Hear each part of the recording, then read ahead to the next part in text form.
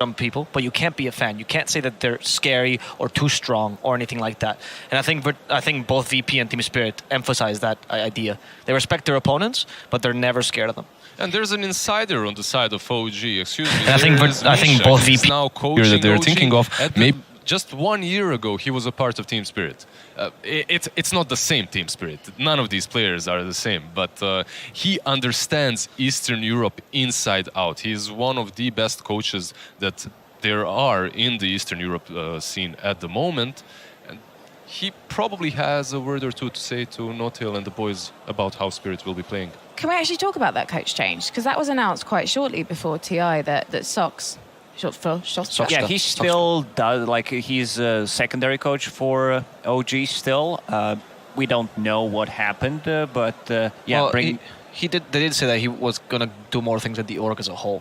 So that was partially why they were relaying some responsibility. Oh, because I remember reading that he's still going to fulfill the obligations of the second coach, because his love for the game, still insane, but might need to do some other stuff. And I think it's also fine to bring in another coach. It doesn't necessarily need to be like the head coach, but to have a different view of the game, to bring in some new, fresh ideas. Because Dota as a game, it changes constantly. Every 2-3 months, we see a patch, we see a big one dropping, and then you new fresh ideas out. Like, you need to figure out how to adapt. You need someone who plays a lot, who decides to test things out, to see all these possible combinations of the heroes, of the spells, new items, new neutral items coming out. Well, as we're going to be going into the draft really soon, I'm just wondering how Spirit are going to cope with the way that OG likes to draft. Because I guess when you're looking at what they're picking, sometimes it's hard to know what is going to go where. I know that's a very simplistic way of looking at it, but, it's OG true. are the most flexible. It's 100% true. You can't know in which way OG's draft will go. You can prepare for it, but if they hit you with the flare ball, just continue doing your own thing. Focus on what you are picking and make sure that your draft fills all the necessary things that it has to. What OG picks, that's an OG. Maybe they'll take a Tinker and just completely obliterate you on that mid lane, or maybe they'll pick a Hoodwink and be 2 levels behind. Maybe it will be Dawnbreaker, and then their coach, before the game starts, will say, "You'll see, Thompson's crazy about this hero," and that's it. Like, that's all he needs to say.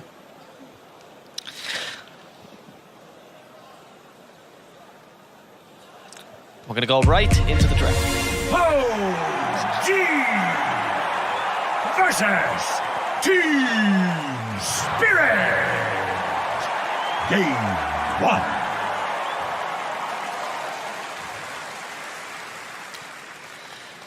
And as we get started with the draft, I asked for Christmas. I was like, "Hi, can I please get a draft panel that's bigger?" And it's finally happened.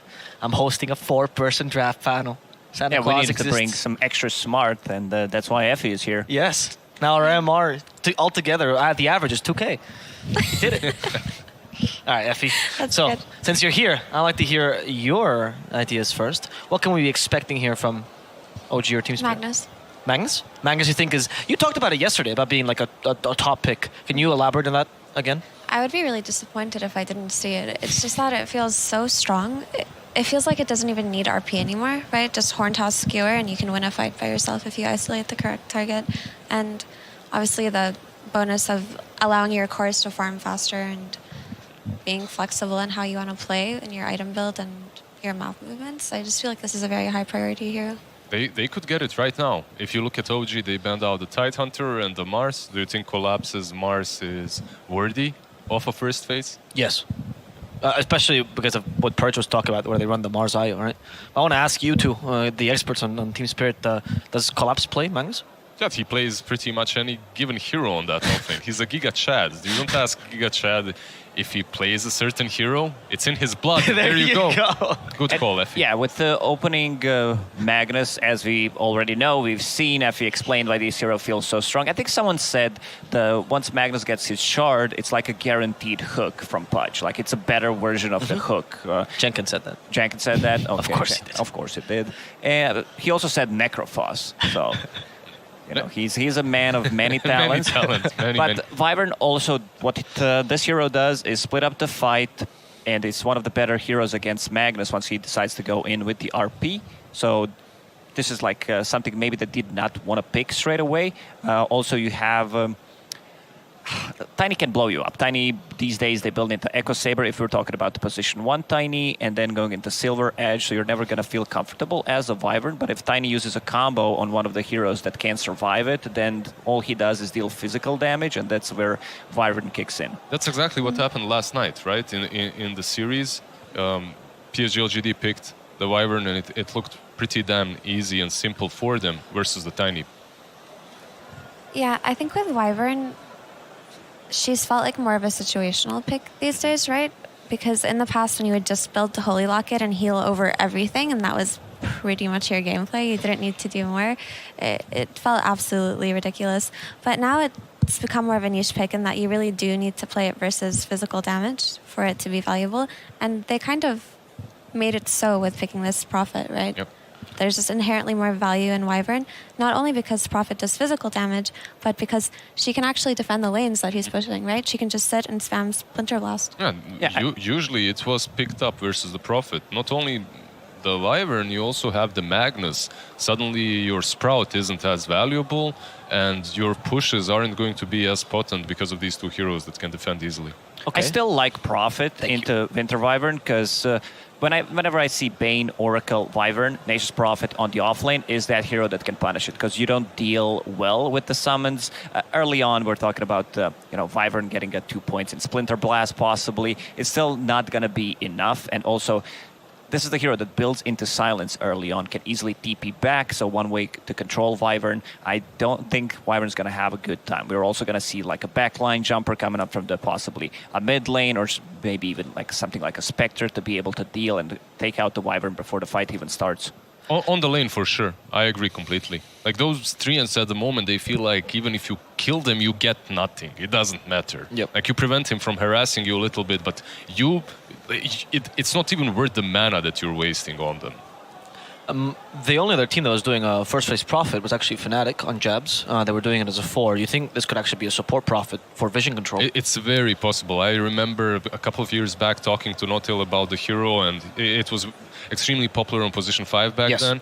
And he was saying, this hero can do anything. Like, not only am I 5, I constantly have farm because I'm just sending trees around and they're pushing out waves. You're basically farming the whole map, and the wards that you can place with position 5 treants are always going to be better than what any other position 5 can do. Seeing the Terrorblade ban, I think they might want to go for something like maybe Luna, even possibly. TA is banned out, so OG with Nature's Prophet and Tiny, they have a very fast lineup already, so they don't want to rely on any of the cooldowns, so you want to be fight ready pretty much all the time. This is how OG historically has been playing the game. We're going to run at you, we're going to create a chaos, put you out of your comfort zone, and with these two picks, I just see it happening once again. I agree that OG are definitely going to go for a tempo lineup here, because if you look at the first two that Spirit drafted, these are team fight heroes, right? And they don't have that in OG. So they just need to win the lanes and just keep running them over, because it's going to take time for Magnus to come into play as a hero. Empower is something that over time you feel it's worth in the game, but initially you do have to sit and farm on your core for a while. Yeah. And just remember that this same Magnus that we are seeing in the first phase has been flexed for the majority of the seasons, and also at this TI has been played as position 1, has been on the offlane. So there is flexibility coming into with the mag too. Maybe some mag safe lane versus Nature's Prophet is, if he's playing that offlane role, or position 4 wouldn't even be that bad. But I did want to add to Mira's point though, and I hope that you can help elaborate on this, Lizard, which is that this is the point that she was making was Team Spirit's playstyle through and through. The waiting to the mid game, getting that big item timing, getting farm on Yatoro, right? So maybe they're just forcing that again. I mean, that's what they've been doing this whole TI. Yeah, I would really be unsurprised if that happened. Especially with the Magnus as well. It's very similar to the Tiny. The item timings from him come naturally. You don't truly need to wait for a lot. You're just waiting for that RP to come off cooldown, you kill the support, and you continue farming with Empower. You constantly have that Echo Saber or Silver Edge to work with, later on Bloodthorn.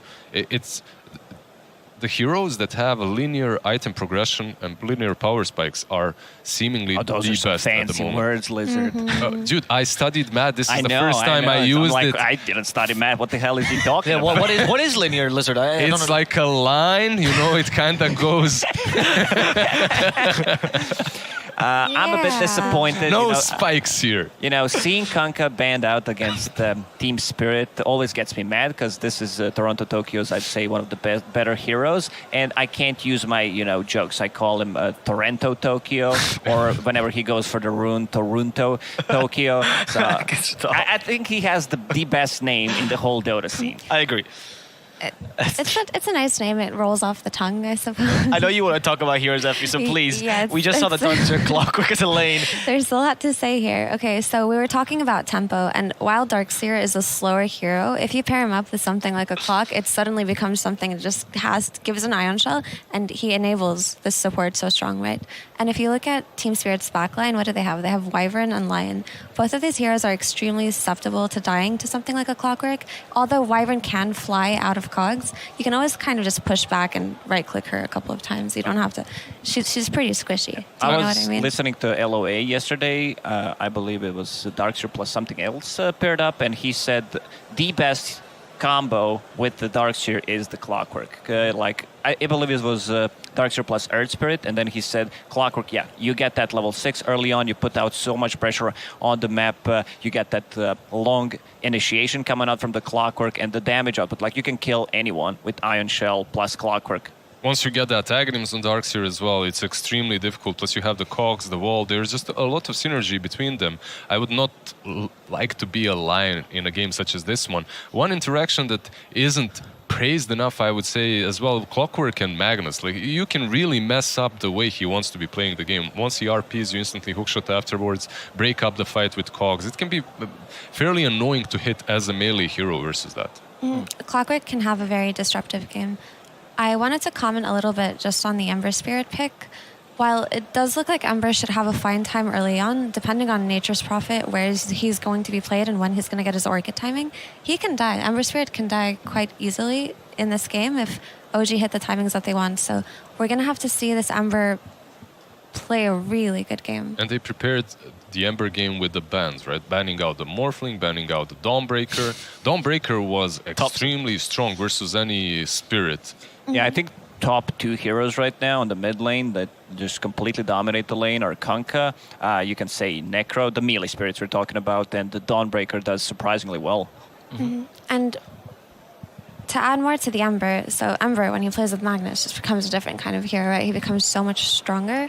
So on the other hand, to just give more fairness to this hero, is that if he doesn't lose the lane and does quite well, he can actually feed off of a couple of these heroes early on, especially if he rotates on the side. Because look at the heroes he's going to rotate with, right? He's got a Lion and a Wyvern that he can play with later on with power rune rotations. And that's something that Toronto Tokyo does very well. I like the point a lot. Like if you have December Spirit with a good laning stage, he will dominate afterwards with the Empower. But even if he doesn't have a good laning stage, you can constantly hunt the Nature's Prophet. And we've seen a lot of Embers at this tournament struggle a little bit, but then it doesn't truly matter. As long as you hit that 6, you get one good rune, suddenly your whole mid-game opens up. Now we see the last pick from OG, and it's going to be a Void Spirit, so nothing too crazy. We are going to see no-tills NP, though, that we talked about. Nothing too crazy, but Aghanims on Darkseer is just so high value in this game. Putting Iron Shell on Clockwork, on Void Spirit, it just feels good. Okay. What do you think of this now that we see the whole draft? Right, it seems like honestly pretty solid draft. Yeah, it looks like a classic OG draft because you need to have like some kind of tower damage. Nature's Prophet provides you with that. That's going to be a tiny, a bit more global presence as well. Clockwork with the hook shot, Darkseer surging people in, Nature's Prophet with the TP. So long range initiation from OG. The backlines from Team Spirit will need to be really careful now. They're looking for something that they can pair up Magnus with, something that is, I'd say, not. They need basically a BKB type of a carry, maybe the one that builds it early on, because you will have Empower coming out from the mag. And they banned out a lot of them. Also, just having this Darkseer kind of counterpicks a lot of Yatoro's hero pool, right? He loves to play as illusion carries, and Darkseer loves to play versus illusion carries, so... He still has the Sven, I believe? Sven is still in the pool, that's correct. Which is a special hero that loves flying. But a bit there's slow. just so much control for you. Darkseer, Clockwork, Nature's Prophet. They go with the Void. Okay, we haven't seen this man in a really long time. There's true. There's not a ton of that.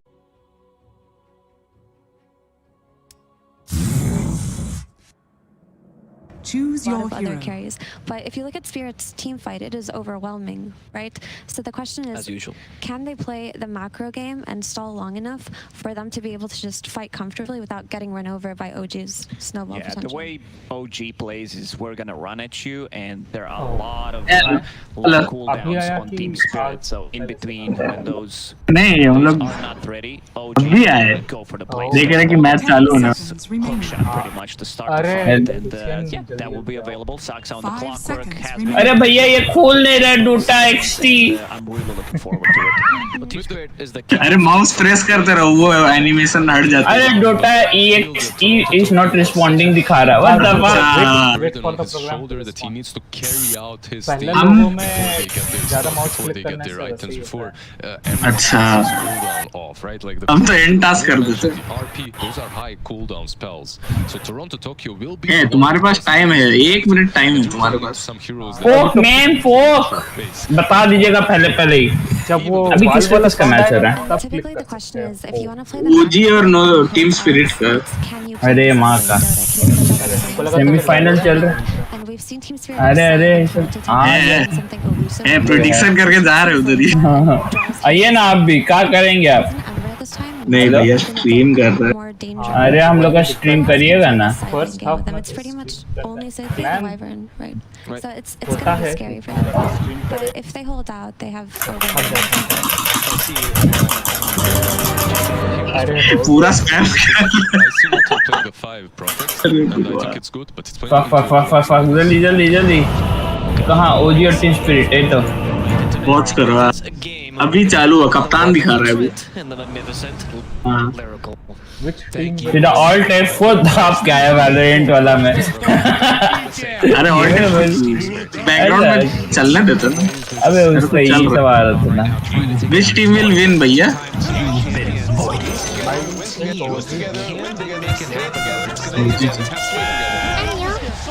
अच्छा Topsin फिर से void लिया है तो जीतेगा भाई player who places most observer watch team will win OG player with the most network क्या होगा बाद में उसको एक थोड़ा बाद सुमेल अच्छा सुमेल टाइनी खेल रहा हाँ उसको player with the first triple kill Sumel हो सकता है या फिर टॉपसन हाँ टॉपसन डाल मोस्ट ऑब्जर्वर वार्ड लायन को डाल Lion को डाल दो मीरा मीरा मैच फाइन हो गया नहीं नहीं नहीं हम लोग यही कस्टम में था कस्टम में बहुत जन आ गया 8-9 जन आ गए इसीलिए क्या बोल रहे 8 जन तो है 9 जन है जो बोल रहा है ना 10 जन हो जाएगा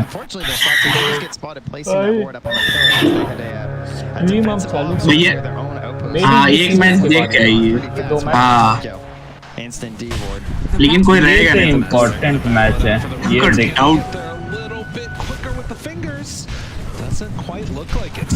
थिंकर लिया है क्या क्या लिया थिंकर क्लॉकवर्क लिया ये डार्सी टाइनी और नेचर्स प्रॉफिट क्लॉकवर्क है टिंकर नहीं है वो ओह क्लॉकवर्क है थिंकर टाइप का लग रहा था अरे क्लॉकवर्क ज्यादा अच्छा है पता है टिंकर से उसमें हुक है ना वो रॉकेट फ्लेयर एक पज का जैसा हुक है ना वैसे ही टाइप का लेकिन खुद को करता है hook and just like setting the pace for your lineup. That used to come out of the offlane quite a bit as well, but अच्छा comment some of those heroes have sort of slowed down a bit. I feel like that pool has बोल भाई commentator but this time, I mean, mid laner, especially for OG, very much enabled by the offlane with the early commentator नहीं बोल रहे हैं broadcaster the hero kills, whereas on Team Spirit, you're going to have some power, which can be a little bit more like sort of the farming up and late game strength. Right, and obviously can still be very active early, depending upon how they find. Uncle देख रहे, but they're going to need to wait. नोटेल collapse most likely. तीनों चारों spirit का team बनाया है, बनाया था, है ना? तब जाके वो लोग जीता मैच, मतलब TI जीता है ना भैया? ओह,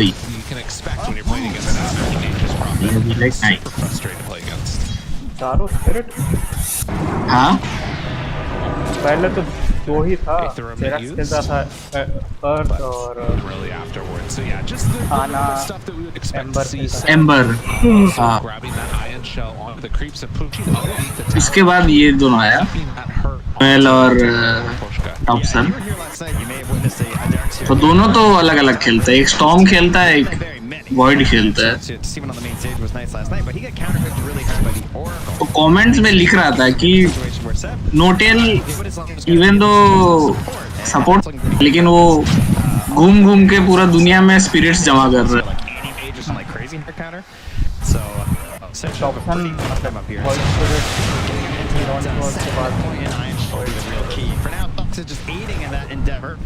अपना पोल में डाला और सुमेल तो पहले भी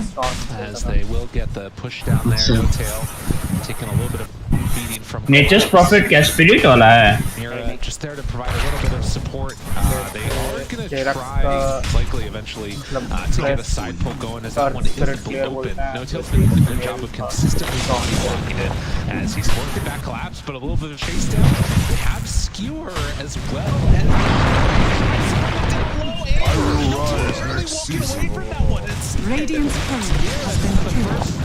तो ऋषन तुम ये भी ट्राई करना, टाइनी, मजा आएगा तुमको।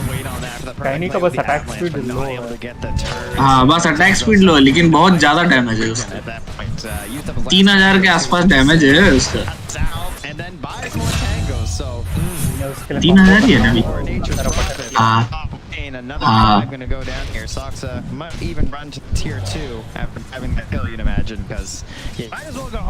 चलो हो गया प्रेडिक्शन, हम चलते हैं, टाटा सी बाय बाय भैया।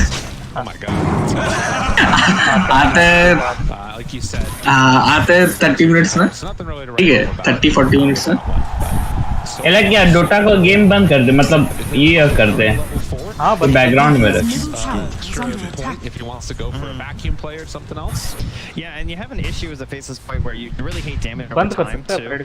You have some mobility, so like you can definitely play around the Ion Shell in a lot of ways. Like you shouldn't be cornered necessarily, but still not an amazing matchup. चलो भैया Russian आते हैं हम लोग, हाँ भैया। And they don't really have a great way to hunt this one. They can just come in, disrupt your pulls, and then surge away. But Mapocha have the brown boots here too. Tokyo barely able to get away from that one now. And it does look like they're going to be able to get him out of trouble as those rotations were coming in, making a lot of moves early on here. And now the only one that is a little bit further behind is going to be Collapse on that mag. Going to be looking to boost up his allies this game with the Empower, as the panel was discussing there too. Basically gives you Battle Fury, essentially this idea of cleave, so you can farm over the neutrals and the lanes faster. Get your hero online a little bit quicker and eventually scale even better into that late game. Can also perhaps change builds on the faces, like capitalize on that damage a little bit more.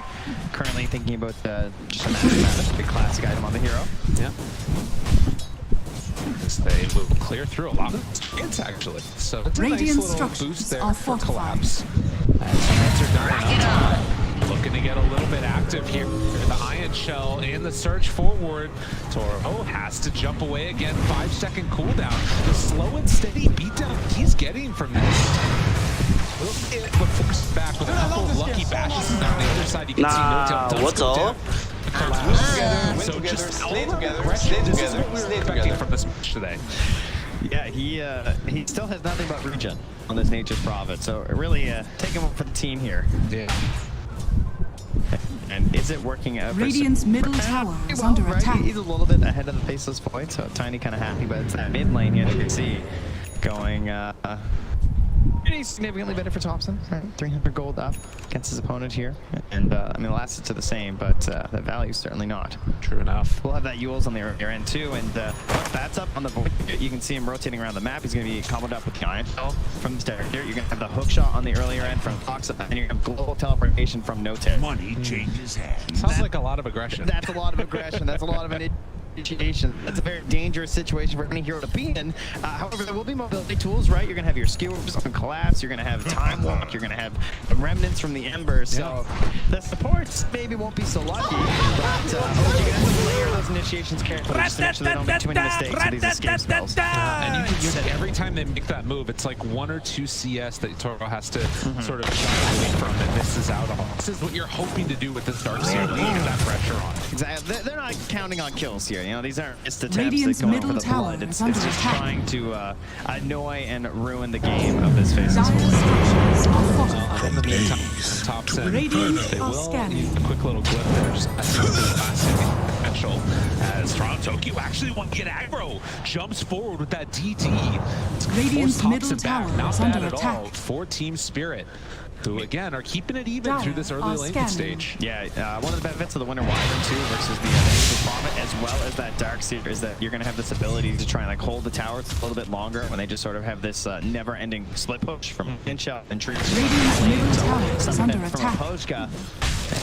And of course, if they want to Radiant's middle tower Mira would also be very happy to pick up some of that early front on the line to try and get to that Blink Dagger. That would be great for them. I think that like, sort of solid initiation. Obviously, Toronto Tokyo is really good at it with the Ember, but can be that extra value added in. I do, for me, hope that he finds the earlier end, though, because I feel like we're getting into a very difficult spot. But all that aggression in the mid lane does pay off massively for them, getting that tower for Toronto Tokyo. Trying to get the push here, not going to be able to get a kill, and Toronto Tokyo, a very healthy tower. Should be very pleased at the start of this game. And sort of keeping our thoughts on that net worth and where it's going to go eventually. You can see, ooh, a little bit of a dodge back there. Thompson gets a haster. But you can see Tiny's still sitting at top. Toronto Tokyo's up there. There hasn't been a big extension as far as a lead one way or the other, but Notail gets found out in the tree. The jump forward, X into TP. Does Mira manage to make his way out? They do. So get the kill and then escape. What's all? Seb is trying to get aggro, but it ain't gonna happen. Yeah, and they actually... This is good, though. Oh, yeah, that is true. Clean up some of these stacks. Of course, you know they're going to have them. Even with the ward, Team Spirit can do nothing but watch as they lose on a bit of gold for their team. And Yadaro still being very frustrated by this. So, as Notail comes on over, spots Toronto Tokyo taking some of these camps. Was hoping to find a ward, but nothing doing there. And another stack up actually onto the Ancients. So this is going to be pretty high value. Most likely, I mean, this is going to be probably a trade-off of maybe, you know, Sunil taking it with the Tiny, but likewise, you could give it to the Darkseer. Yeah, Notail, you can see, very surprised. He's just like, oh, really? No wards? Dyer's middle the double tower sentry, is under and attack. again, this Nature's Prophet. Radiant's bottom he's tower upgraded. He is has a under chainmail, attack. so getting pretty darn wealthy now. As he suits up, but you're always looking for those great wards when you're playing this Nature's Prophet, because you can just go anywhere on the map, TP back out, go for the really deep pillar wards perhaps, and that's going to be a huge factor for them, right? Because you're playing with this heavy initiation lineup, and initiation is always much easier when you have forward vision. Not wrong about that one for sure. Basket Madness done it. Trying to get some aggro, thought about going for the chrono there. Charge. And you can see that they're just going to leave him alone to continue to farm up top. So Faceless Void definitely looking to get a good start to this one. Expectations. See if that continues on. But another stack over Radiant's the bottom Ancients tower is under by attack. Team Spirit. Radiant And structures for them, are obviously, fortified. with the Empower, this is an easy cleanup. But I feel like there's an opportunity here for maybe either one of the teams to try and Dyer's go for top a tower steal. is under Could attack. make a difference. Right now, OG up about 1,000 gold. And we're Radiant's just trading bottom towers. tower is Does under feel like a bit attack. of a ticking time bomb, though, I have to say. Spirit, I'm really curious to see how they're going to manage to hold through impending assault from OG. Like, some cooldown issues, right? With the Chronos around the Dyer's 160. top tower is under Dyer's top tower maybe that has fallen. 130. You look Radiant's for cooldowns on bottom OG, tower and has fallen. well, You know, hook shots a minute. That's pretty much the biggest one that they really need. Like, wall's nice, sure, but it's definitely not needed in every single engagement this game. And I just feel like that it's going to be a serious problem for Team Spirit. Well, you know, it's interesting. Like memes aside, when I think of Darkseer nowadays, and particularly for these pro players, the two ones that come to mind are Seb and Mind Control. And Seb has been playing in like the kind of carry Darkseer role. This is actually more the style that Mind Control would play, where you play sort of this supporty element, get the quick mech, max out surge, start moving around with your team, and then enabling that other big bad carry. And we'll see how it works out for him this time around. As it's going to be a lot on Sumail to make those moves, and obviously, of course, Thompson on this Void Spirit who did an absolutely fabulous game before. But Team Spirit, they're going to send themselves in here, clear out that ancient stack. But OG, they want us to get the objective. They're gonna get this tower. The pieces are coming together, and it's a little bit too fast right now. But Moshka's still looking for that level 6.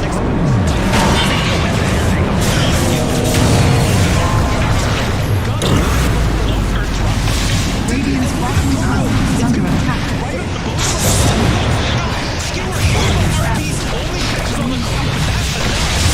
That's Team Spirit. Beautiful. Walk through. Take them down. One back one. What's up? Right, you need as many as you can get, because that's a heavy expenditure. They were very victorious in that engagement, and now the question is, how are OG going to rally back from that? They're just going to run mid lane?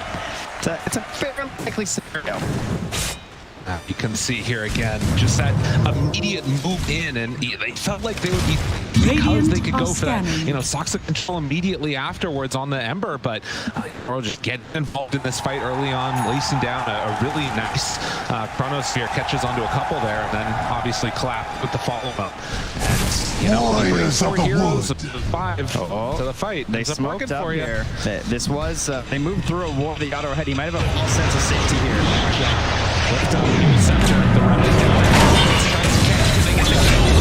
Afterwards, it's enough for him down. And with that, they're going to cancel skis.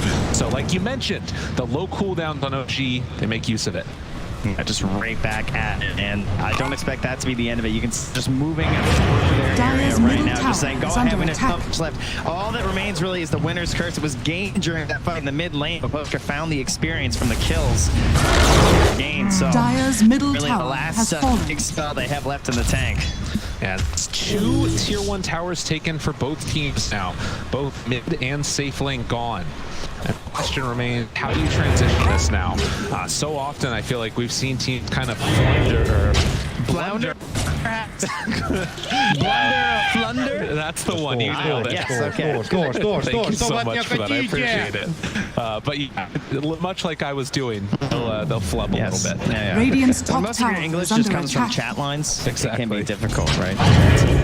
If we lead. But we threw it together. We're doing our best to share language across the globe with all these new chat lines. You know, you always got to look stuff up. You can learn a new phrase. That's why Dota is the best global game. Too true. What a great message to send out there at the end.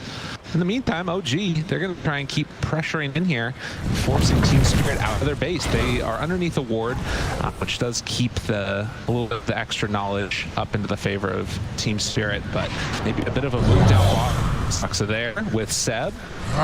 Thought about it. Radiant's Decides not to bottom go. tower is They under have their attack. tools back up on the side of Team Spirit, The right? seeds of fortune. Chrono's there. RP's there. OG. How will they decide to play around these? Are they going to try and force out some bad spells and pressure the tower early? Are they just maybe holding a little bit higher percentage of the map than their opponents? I think the vision game seems to be a pretty key factor now. You can see some of the rewards you'd expect starting to come out from OG, but likewise, great wards in that bottom lane that almost smoke that took down Yellow. The wrap coming now. He can get on the board himself a kill, but dude, they're just going in through there. They kind of spot what's happening. It's really good. Impressive. And then it's the out afterwards. Team Spirit, now 2,000 gold down. Gonna have to try and deal with this as Mira's getting closer and closer to that Blink Dagger, and it feels like OG are comfortable with the state of the game, at least until they get item timings. Yeah, that Shadow Blade. exploration options, but there are obs and tree combos as well on the side of Team Spirit's so could go poorly if Sumo steps in the wrong spot. They're coming over with to try and we'll see if they try and block out the Ancients after they get the kills here. If they walk in and immediately Toro goes for the kill on those Ancients afterwards. Toronto Tokyo thought about going for the haste, but Sox are there already to interrupt. And again, economic damage where they can on OG. Thompson, I'm curious if he goes back to the same build that we saw the other game. It was super solid, just into the evening for the Sanjin Kaya. Very, very quick blow-up potential that they had going. I love the way Thompson has played this TA in terms of just like relegating his own under farm a attack. little bit lower. Even more so Radiant's than middle before. He tower really is trying to under off attack. a lot over to 7 Sumail. Yeah. And he just wants those playmaking abilities. So just trying to get something that keeps him like active in the fights, going for this Sanj, Kaya. Not too worried about the next like active item, just wants to be always there for the team. And big line drawn here from me. They want to go the whole way up top. Someone's gonna try and go for their Ember. Normally. Good job there. Gets on in with the Treant to block that camp again. Having to deal with that. Thompson. Trouble. Said they're gonna go for no tail mirror. And then afterwards, they got the winner's curse. Full control finger. Yes. And dead. That was a long setup there from Team Spirit, just like waiting and waiting, trying to bait out Tokyo, and then sort of just stopped because No-Tail got a little bit too close. But best thing right there is that you're taking out a core here on OG without the big cells. Very good sign for Team Spirit. The later this thing goes, the game should get a little bit easier for them. Those big cells becoming more and more valuable as we progress. The RP, the Chronosphere, right? Some items, of course, not going to help you versus those. Even when Sumail gets his big BKB, but mind you, his HP, even, you know, 你这么菜，你的队友不会生气吧？真的是。 Not a lot of very tanky heroes in this match compared to Sumail. Well, it's so interesting, right? Like, you think back to the matchup that we saw right before this series with Spirit, and it was against Fnatic, and we saw very similar things, right? Nature's Prophet, Jabs, just looking at camps. They had an Ember Spirit on Team Spirit again. Able to play very much together. The big difference is there's no Luna this time. They don't have that tower hitter. Watch if Team Spirit can keep the action going and then, you know, potentially make a comeback happen right now, because OG, they're in the lead. To find another pickoff, they do. Soxa goes down. Yeah, I actually feel great about Team Spirit's game right now. I think that getting mirrored dagger without losing too much of their towers and everything across the map is incredible. Like, I'm really surprised that OG didn't try and push a little bit further. They might have just been a bit hesitant because they couldn't quite get like the best early farm that they wanted, or maybe they just don't feel that pressure. And they're just happy getting Sumail up to his BKB. That might just be the case. They don't want to make any big risks. Right. But I think there was a chance that Team Spirit could be in a much worse spot. Right, it's interesting, right? Because like there's still that slight lead, but it's not a full item differential yet that's existing, with the exception of Sumail. He's the one that's definitely having a very good game, done with the Shadow Blade, the Echo Saber, and at this point, just about to get two components of that BKB. So it'll be something to watch for. I mean, Toronto Tokyo is going to be in that BKB pretty soon. Nearly has it done. So a lot of pressure on pretty much just Soxa, honestly, to find that big play onto the Ember to get the chain stunts going. BKB, but they're going to get the catch onto Seb. This one, and that's going to turn into a full kill. Finds the finish. So a big ulti committed for that. They get a core hero. These kind of games can look very confusing too, because the score, of course, 2-11. You know, Team Spirit, they got all those kills in the mid lane, and you just look over at OG, and you're just like, well, why do they have like the gold lead? Like, what's going on here? But just being a little bit more efficient with the map right now. It's much closer. To see if Team Spirit can silence out and realize what's going on right now. Yeah, they're going to get objectives if you guys want to get kills. Comes at a cost. Nothing comes free.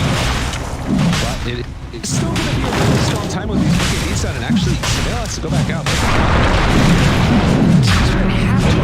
It's something that's going on. I don't know if they realize knows that it's Roche or not. But starting to drop down bit by bit. Thompson going to come in and help finish this one off with a TD. Team Spirit not looking to contest at the moment.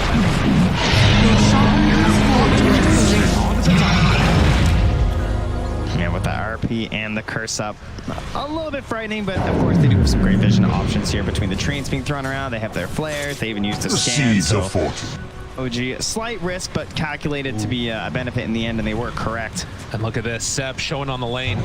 Team Spirit, they're going to run right into him. You don't have an agent, sir.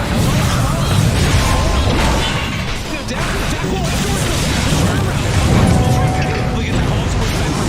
Already ahead. No Thompson.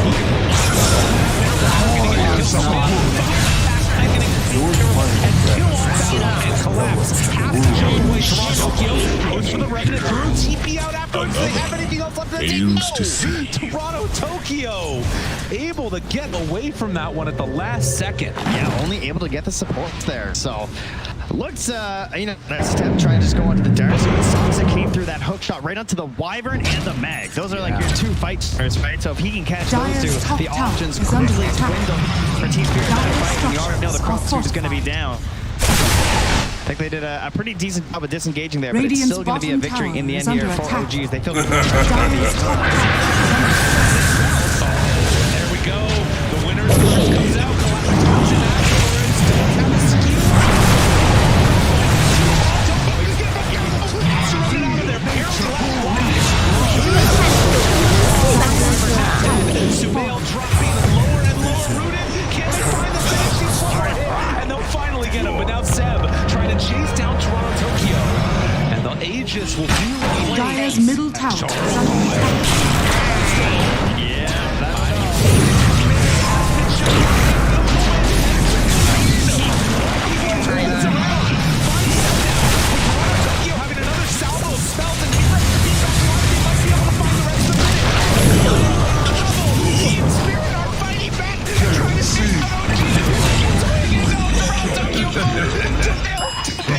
And where's the detection? They killed all of it. Wait, is he? Oh my God! Does he know? He's literally just walking in vision. Oh, but they're not quite going to be able to catch him. God, that was so close. What a play from Yano. Back into that fight with the top walk, getting there with the help of the BKB. And they find and even if Jane was looking like just another victory there for OG economically. They will continue to hold them. You can only imagine, like, if that Ember had Empower for that last bit of that fight, that would be so much better for them. I mean, it turns it around completely here. You can see this winner's curse. He just got that BKB too. Yeah. You can see right here in the replay. Dire's so much bottom damage tower coming is out. under You can attack. see Sumail wants to stay aggro. You know, he's got this Aegis. Feels like he can fight, burn through it. You can also see, like, even you know, kiting around Sumail. They're trying to focus down all the other heroes on the side of OG, sort of trying to ignore and dodge. Of course, Sumail, you know, he picks up a couple kills in the end. He lives there because of that, but something you're going to have to do. And yeah, you can see they're getting so low, 200 HP, but right back onto Soxa with the chrono hitting on it. Winner of curse onto 2. Don't have Chronosphere, but Poshka down low and top of the gonna burn down to death. So OG, when they don't have cooldowns on Team Spirit, Dire's bottom party tower has fallen. and make it work. 6,000 gold lead now.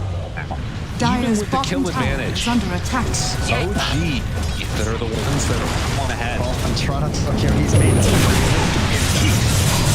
wants to try and push them off here. It feels pretty safe, you know, having the beat and whatnot. Not enough to punish onto No Tail. And now Soxa going through. Dire's structures Both the are hook shot and the fortified. overclock are both on cooldown. Not able to go for very much here. Of course, Soxa also wants to keep following. Soon. No. Sumail moves in and they force the Remnant away. Soxa's there just blowing out. He's thinking about it. Wants to try and catch him. Maybe before he gets a Dire's time out or bottom something. tower is under Now attack. the 5-hero now from Team Dire's bottom Spirit. tower has The fallen. smoke. No vision on this from OG. They have to be aware of the Dire's hero they bottom want, tower though. is under attack. Oh, look at this. Soxa pops the smoke.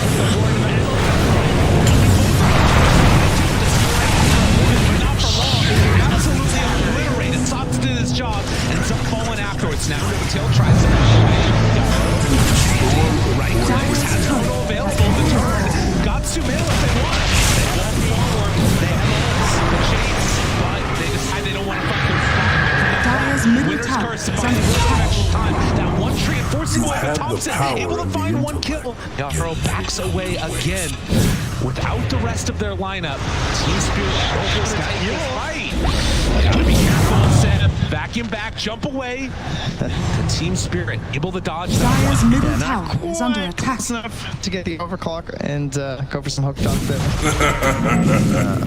It caused Dire's buyback. middle Only tower one comeback has in fallen. that fight, but it was a eventual slight goal game for Team Spirit. These fights most gone even. Yeah. At the end of this game, but again, still the lead for OG. Just feels like they get more gold from creeps or something. I don't know, man. It's just like how did they do it? That was the whole TI secret. It turns out. How does this happen? Killing. I mean, you can see it though. Like they just have heroes, more on the map. I can farm a little bit, right? I mean, figure out this would be one. They have it afterwards. And so they'll find a much needed pick off by Team Spirit. OG right now still playing the objective gaming route. All tier 2 towers down. That's not farming towards that Aghanims, which is going to be another little power spike there for Thompson.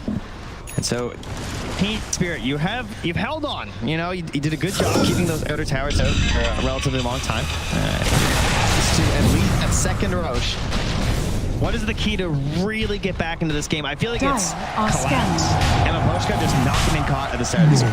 Yes. Saksa is constantly hunting for them, looking to get in and just disrupt the easy flow of the team fight that they're hoping for from those. These are supposed to be your like point and click winner's curse, easy setup, a single kill, and of course you want to be lurking on the back as collapse. And you know, this is a good mad game in the sense that like he has teams that want to go in first, right? He has this Ember, he has this Face's Void to sort of play around with the RP, but so far collapse not able to work that same magic that we of course know he has on. You can see all the pressure that's being put Radiant's on. top tower is under Toronto attack. Tokyo constantly has to be knocking out this bottom lane, and the tower is at half HP. This is a problem, and No Tail is the one that's making it a problem. And afterwards into the freaking moon shard. Yeah, this is something give that to Tiny? We'll give that in a second. He's sitting at Tiny. Have a toss, Toronto Tokyo. And survival. Radiant's top tower is under attack. Dire's bottom tower is under attack. They have the wall down, also vacuum up to the high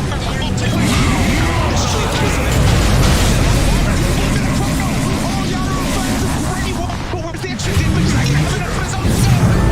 Going down. So they find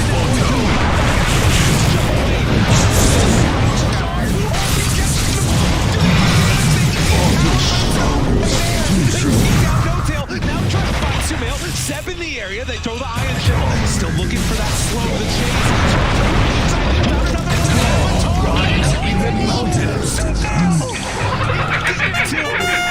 The tree to finish it. It looks so good. Thompson gives him the tip. 8,000 damage from Sumail. Lifting the team, throwing him on that column Tiny. He's looking pretty big in this one. Unreal.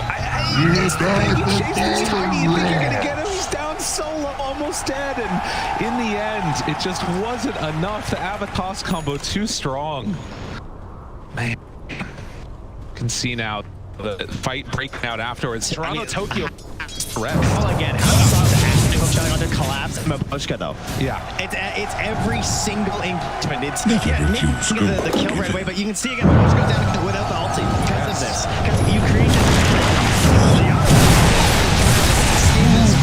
it could be salvaged. Wasn't he just dead? You know, he saw that stat. I think he's top 3 for deaths or something at TI time. Okay. He's up there now with like beating everything. So he, you know, this guy, he likes #1. You know, it's true. Gotta get it. Got to get it. So you can see the damage numbers. Definitely carry the team in this card. Okay. He's gonna buy back here. Interesting. Comes back in. wants to help them clean this as quickly as possible. But you can see movement.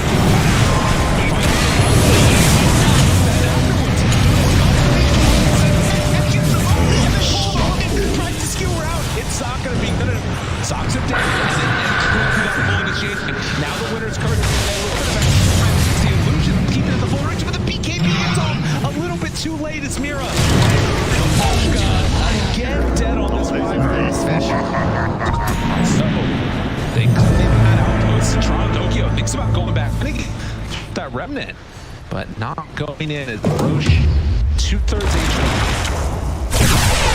From Noctil to kick everything off, throws it the ulti instantly, and honestly, the thing I'm sad about is it's going to slow down that moonshot kick here. Yeah, true enough.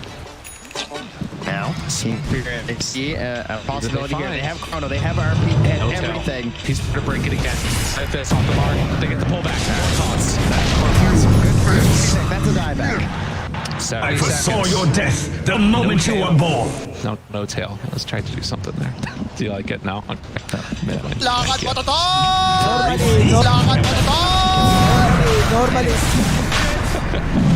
You don't jump in. Caught again. Shot off the two afterwards. Collapse. Does have an opening, but he runs into the cogs. Just be careful. Overclock was used. Toronto Tokyo tries to back away. Sumail hunting. Get through. Right on top of him. Open to dissimulate. And then the walkway. Silence out afterwards. Looking for the chase. Do they find him? Sumail misses on that avalanche. The Chrono on the other side finds Seb.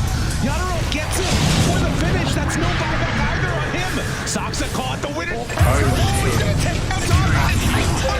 They pulled apart Team Spirit, working together for Cloud and trying to finish it off. Can Sumail do it all up? KB, a lot of duration left. It's pretty freaking large. Is he really going to do all on his own team? Are you biting off more than he can chew? 这么菜，你的队友不会生气吧，哥哥？ This is a frightening scene that they're running from one. Oh no, you gotta be careful. Sumail is scary, and he is mad. I mean, that seems to be the only option here for Sumail. Heroes falling at that dieback from No-Tail led to the advantageous fight from T-Spirit. Great play from Yaro. And they sort of just like spread out that fight, you know? You can see it on the replay here. Looking for more at us. Remnants away. Toronto Tokyo barely able to get out of that one. Yeah, really not able to interrupt anything there. This game, no break. Yeah, we have the Aegis and the Shard there for Sumail. So, did he get gifted it, by the way? Yeah, so he does have the Moon Shard. So now, if you remember, OG, I always have the talent that gave the Agnifs. They're one of the first teams to do that tiny fight, the battle. Sorry, the butterfly strategy, not a battle fury. That would be hype. And butterfly, and it was absolutely amazing. I feel like Patel kind of trying to do his thing here, right? Where he's just like, I don't need items. This whole just regen. I'll just give a move share to my Tiny. Exactly, and now look at all this extra net worth he's got on the Tiny. An extra 60 attack speed, some of that night vision as well. And Sumail, we've seen how strong this Tiny can be. Can he keep it for OG here? They're up 7k gold, half an Aegis. And how do you stop him? That's a great question. I believe it comes.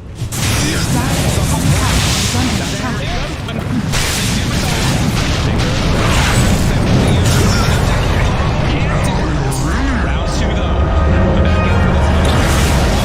Have the photo going to connect. They're trying to kill him. Is it going to be good enough?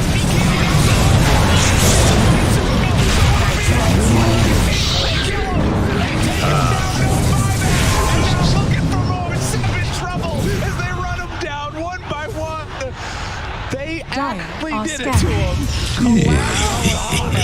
Oh yeah. Time to be the hero of the tournament, but the smell of the tournament is Horn Toss. This thing, it's so ridiculous. It's like I willed it into existence because that's how easy it gets once you have this available. It's such a crazy tool on your. Do you think Darkseer is good on the high ground?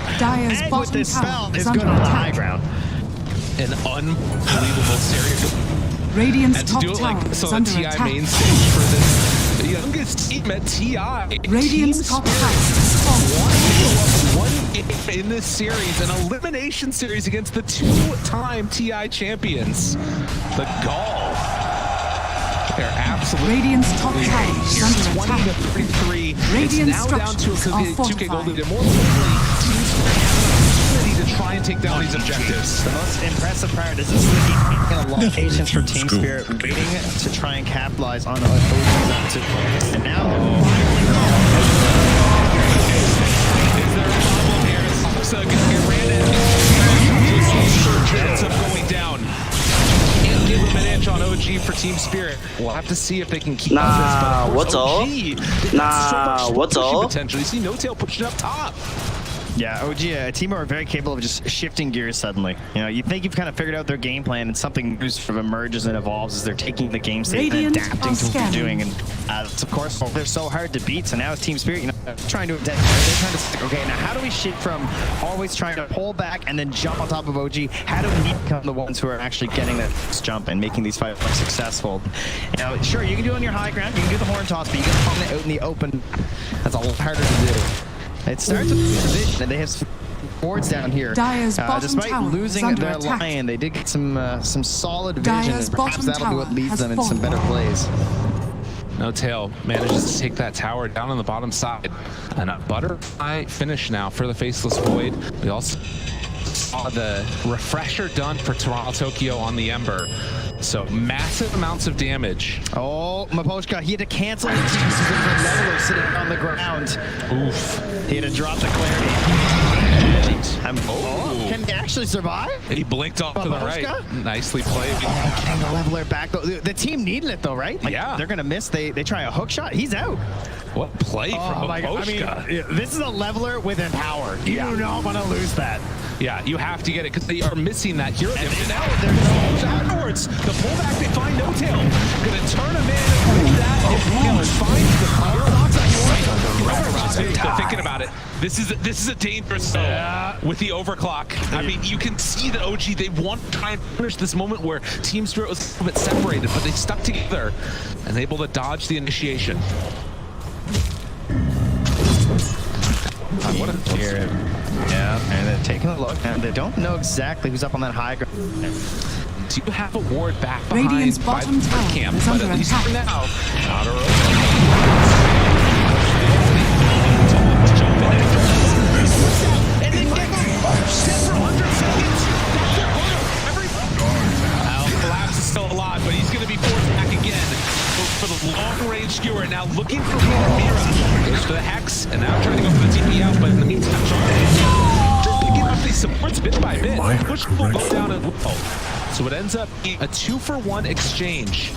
And Scour is going to need to be a little bit careful on that initiation from Sumail. Comforting rune of regeneration. Force step on the Meg and the Lion, but it's just not enough to get the seeds save. of You don't fortune. really expect how much damage is going to come up. That was a 1,500 magic damage burst just from the Void Spirit through that, right? Like, you think it's going to be the tiny, you know, like, no, surely they can't get through like 4,000 HP-ish. But they did it rather quickly. And that might be all OG needs. The winter world He's sitting on an off-brand century right now for Sumail. Once again, they got Sumail. They don't have Chrono afterwards, but they might not need it. Mira continuing to control.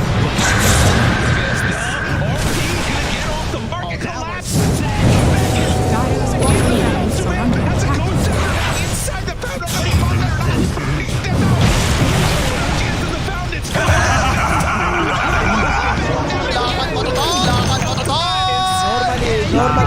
What's all? Dire's bottom barracks are under attack. Their salvo and Team Spirit will not be denied as they chase for more. But Poacher right on top of top. Dire's bottom Jump barracks out of are that under box. attack. I'm here. Let's finally turn it I think that's good. Oh my God, Thompson.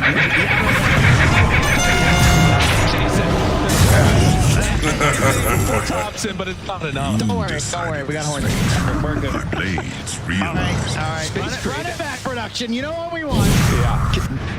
No one else die, all right? Everyone else just go away. No more fights. All right, look, watch this first half. This first half is so sick. All right, ready? Around our feet. Take that blade more than mine. Radiant's middle tower is under attack. And again, the ghost is trying to keep alive, but it's just not enough. And just OG Radiant's middle now gonna tower have to has stare fallen. down a very long time without the rest of their heroes struggling Radiant's middle tower at this is under moment. attack. In game number 1, Team Spirit tested the champs, and now trying to take this tier 3 tower. Radiant structures Love are this solution of how to fortified. get on the enemy side of the map. Radiant's middle tower This is is under great. attack.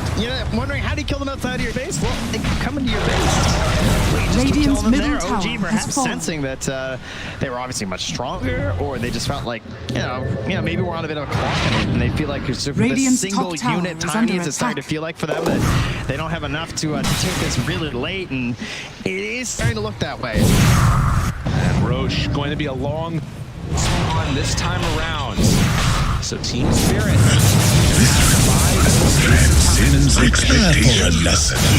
Radiant's top tower This is is under attack. incredibly difficult to deal with. And Charles Tokyo is the one to clean it up each and every moment. Players here. Now, G. Yeah, Sumail leading the charge here. Of course, still has that ghost after he bought in the wall. Yeah, might come in handy later with how Plague could find himself there once more, I'm sure. Yeah. Particularly if you ever get to that refresher, because you got to imagine he's feeling it after that. He's like, I would really love to have 2 of all of those. It's not that. Again, how many times is it? That. Thinking about where Sumail was when they were up on that top, pushing that tier 3 tower, he had Aegis, he had the Moonshard transferred over, he had all the damage in the world, cleaved through those buildings, it was collapsed. Real carry with the team on the back. What's crazy is that right now his skill is at 6.8 second cooldown. He's this off-screen and this quick charm, so it's a very cool solution compared to the refresher, right? Because it's just going to be online far more often, obviously. Working with those big play potentials. Well, Team Spirit playing around the Roche pit. They know this is where the fight's going to take place. And since it's such a long timer, they might even actually go beforehand. And it looks like that's what they're going to do now. So smoke up, but somebody needs to deal with bottom. Dyer's and OG bottom continue to barracks are put this under pressure attack. on. They're doing such a good job forcing Team Spirit's hand. Yeah, those big treants are just going to Time is money. range rats. And it's dead. It's gone. And they're going for the next. There's creeps there. Yeah. Anybody? Team Spirit Tokyo, he's trying to get there. This is some Dyer's veteran bottom barracks stuff are right under here. attack. Make the split push play, force Team Spirit to show. There it goes. And of course, you have the advantage of the flare, right? So you're just constantly sending that in. You're going to have treants there too, so it's going to be very difficult for Team Spirit to deny any sort of vision around the Roche pit. Meanwhile, they don't have any of those options. There's no helm on this mag, of course. Clap's gone for a different build, a mechanism, so they don't really have a way to just like check the pit for free, other than just like sending in Toronto Tokyo, hoping he doesn't get vacuumed or something. It's true.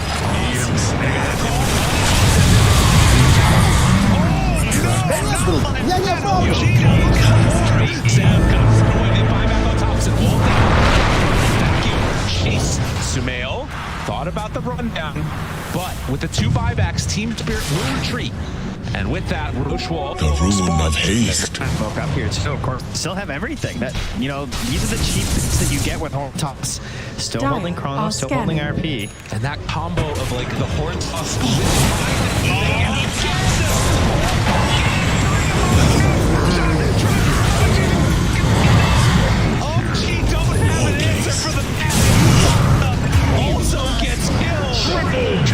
unbelievable composure and presence of mind coming from this Team Spirit roster. B2, right? I mean, all of that damage was magical. He's done 382 physical damage.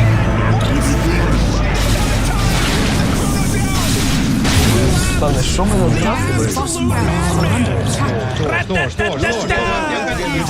He is looking for it right now. Radiant's middle barracks are under attack. Says Khalils as they chase in. That's going to be Radiant's melee middle racks down. barracks Might go has for fallen. more. I mean, they're Radiant's dead for middle forever. barracks has fallen. Burnout looking for the tier 4 tower. Potentially our Team Spirit just going to end this game. There's still Sumail, and he is a big, mad Radiant's tiny. middle tower is under attack. They get him. Collapse. Sumail wants to salvage this. There's no buyback. There's no help. It's Sumail. This time, it might be the world that Nah, what's up? Radiant's middle tower has fallen. is it a win? Victory.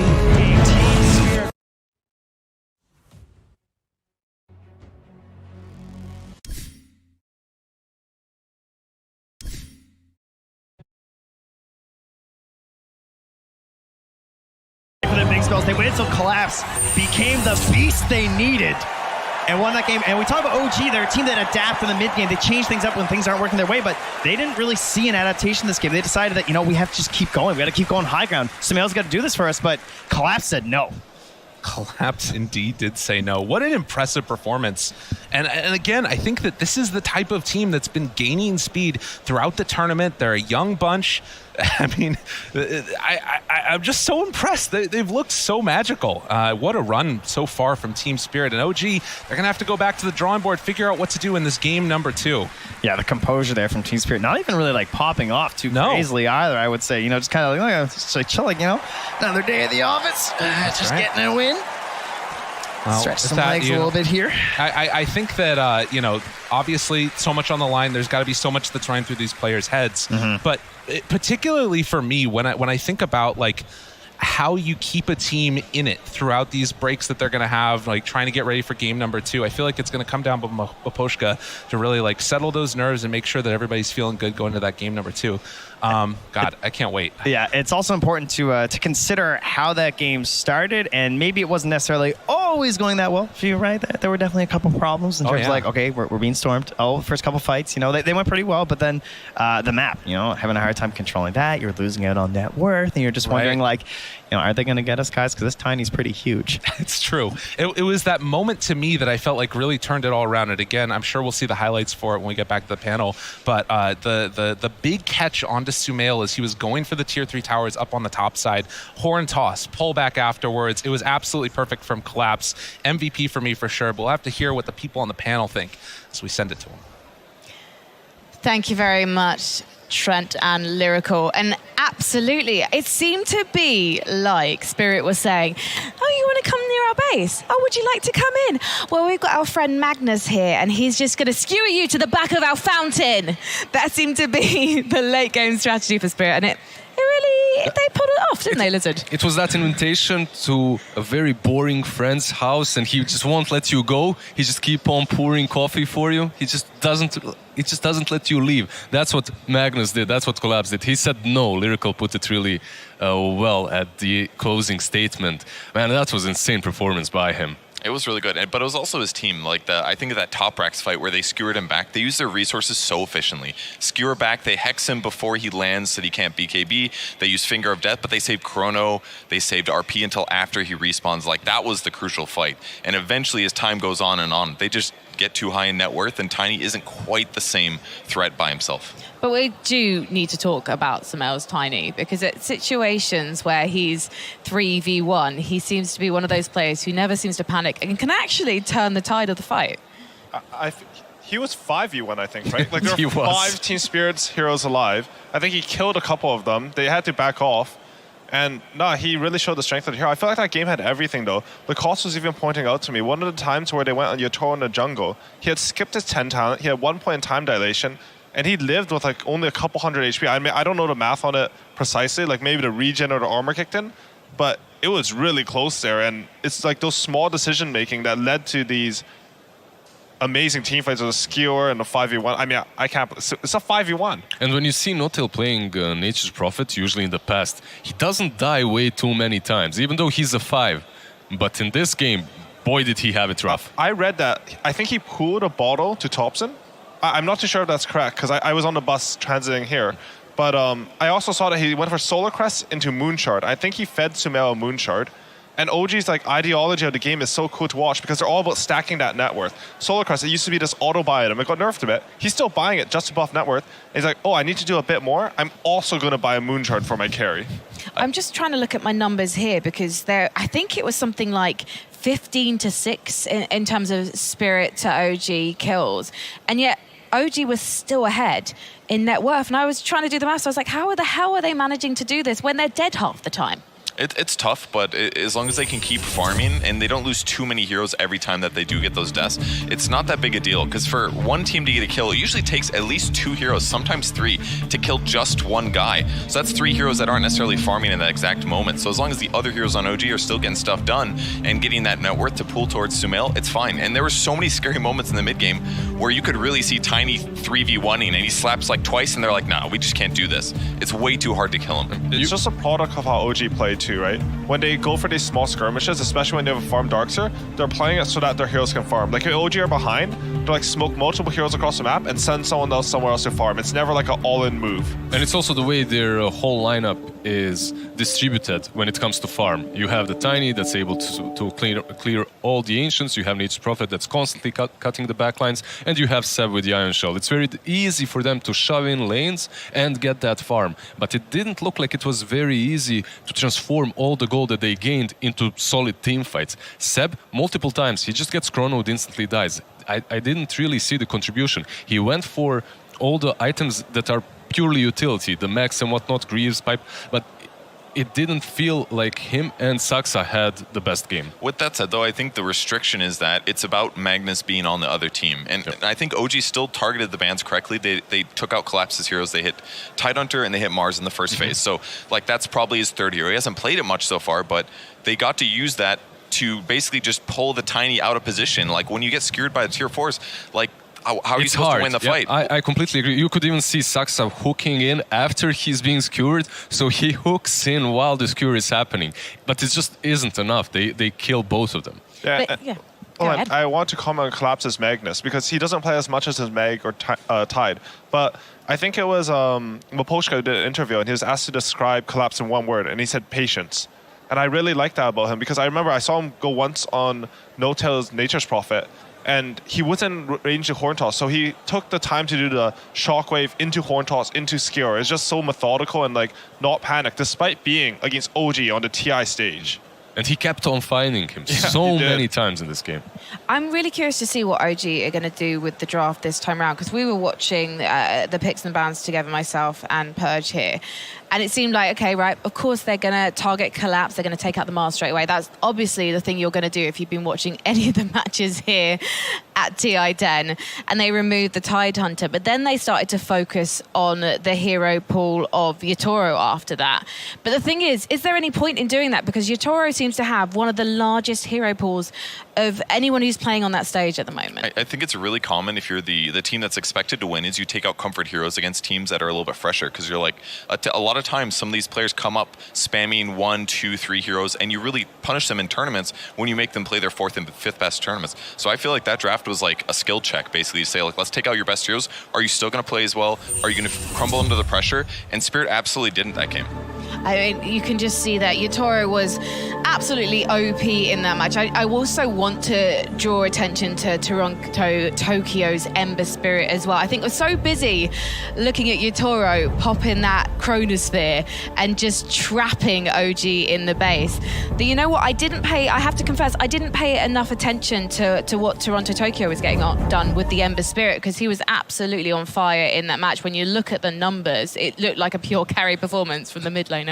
So to continue on Aui's very nice point about the patience of Collapse, there's a reason. Sorry. There we go. 20 to 115. There's a reason why you can be patient on the offlane. It's because your mid lane is just doing all the heavy work. He's poking constantly, he's giving info, he's initiating with sleight of fist chains, and then it's kind of simple for you as a Magnus to realize which target you need to go on, isolate them, horn toss them back into the base. And absolutely, Spirit's draft were based on that team fight potential. And Purge, you were telling me particularly about the fact that they had clearly planned for those AoE stuns to stack up. So tell me a bit more about that. Yeah, I mean, it's one of the issues with the game going so late is that OG's lineup was did what OG wanted to do, but the fact that they weren't able to just sit Tiny in the front and destroy buildings in like 6 hits, that takes away their win condition. So on the Spirit side, they just had so many good teamfight ultimates. They have Chronosphere, they've got Mag RP, they can fish with skewers as well, and they have Winter's Curse as well to like potentially get those solo kills that happen at various points. It's just harder for OG to win teamfights. So as the game went on longer and longer, the teamfights were going to likely go towards Spirit's advantage. So it was just tough for OG that they got skewered back because that kind of just like put them on the back foot. Honestly, though, I'm I'm shocked that OG didn't manage to get a bigger advantage earlier. Like, if you look at their heroes, I saw Seb's Darkseer is so high net worth. Whenever you have a Darkseer like that, he should be able to carry the early tempo. I'm not too sure what happened. Like, maybe Team Spirit were just setting up too well for OG and reading all the moves, which is incredibly impressive. But it's honestly not the OG I expect. Like, your Clockwork Darkseer Furion, I feel like the map should be free, especially with the Void Spirit mid. It was pushed in constantly, and Team Spirit was forced to go back and defend a lot of time in the game. However, it just wasn't good enough. Like, the team fights, like you mentioned, were set up by Team Spirit really well. And I have to say that on the top lane around the tier 1, there was a team fight in which I thought Spirit was completely broken. They're playing this very stable Wyvern with a big ulti. Then you have the Chrono, then you have the RP. But what OG is good at is creating chaos. And they did that. They attacked from all the sides. Nature's Prophet TPing back. But, yep. Well, our teams are heading on stage again, and they are ready to create chaos. You can see Notel backstage. He's having a little groove. Seb is turning to his players and keeping them calm and doing exactly what Seb is known for. But can they take this to a full series? Well, it's OG. And you know what? After you watch this, you'll probably be thinking, yes.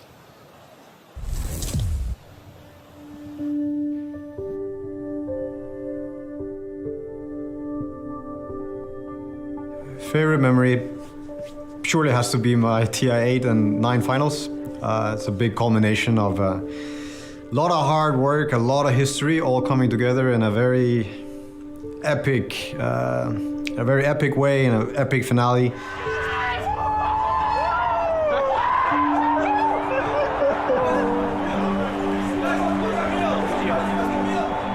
I can only pick one. I will have to go with the TI8 finals because of the finals, how it went down. That had been a very tough year and everything, and a lot of tough TIs before that, so finally getting it. My body was full of stuff, full of adrenaline, emotions, and I could only really think about the game, and it was like everything was getting channeled towards the game.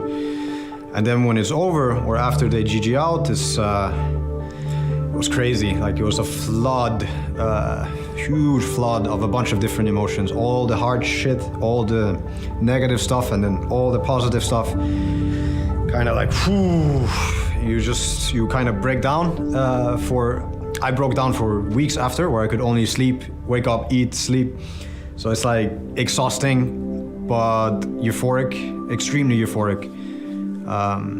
Yeah, highlight, one of the highlights of my life, if not the highlight.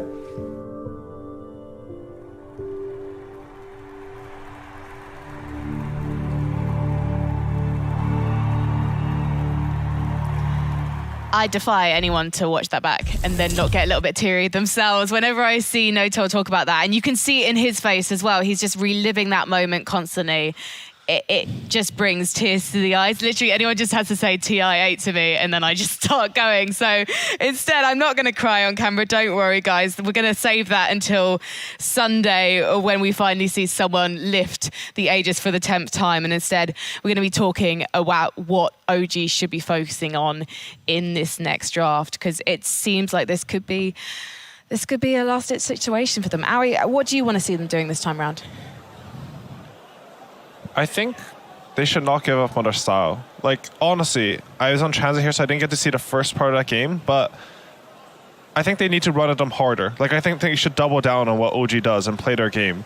I don't think that game was really a result of them. Like, it shouldn't result in them feeling like they have to do a shake-up or anything.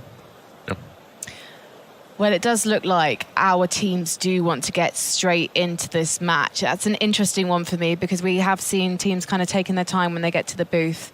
But both of these teams are really keen to get into this fight. And this could be OG's last hurrah at the International 10. So don't miss a moment. OG versus Team Spirit. Game 2.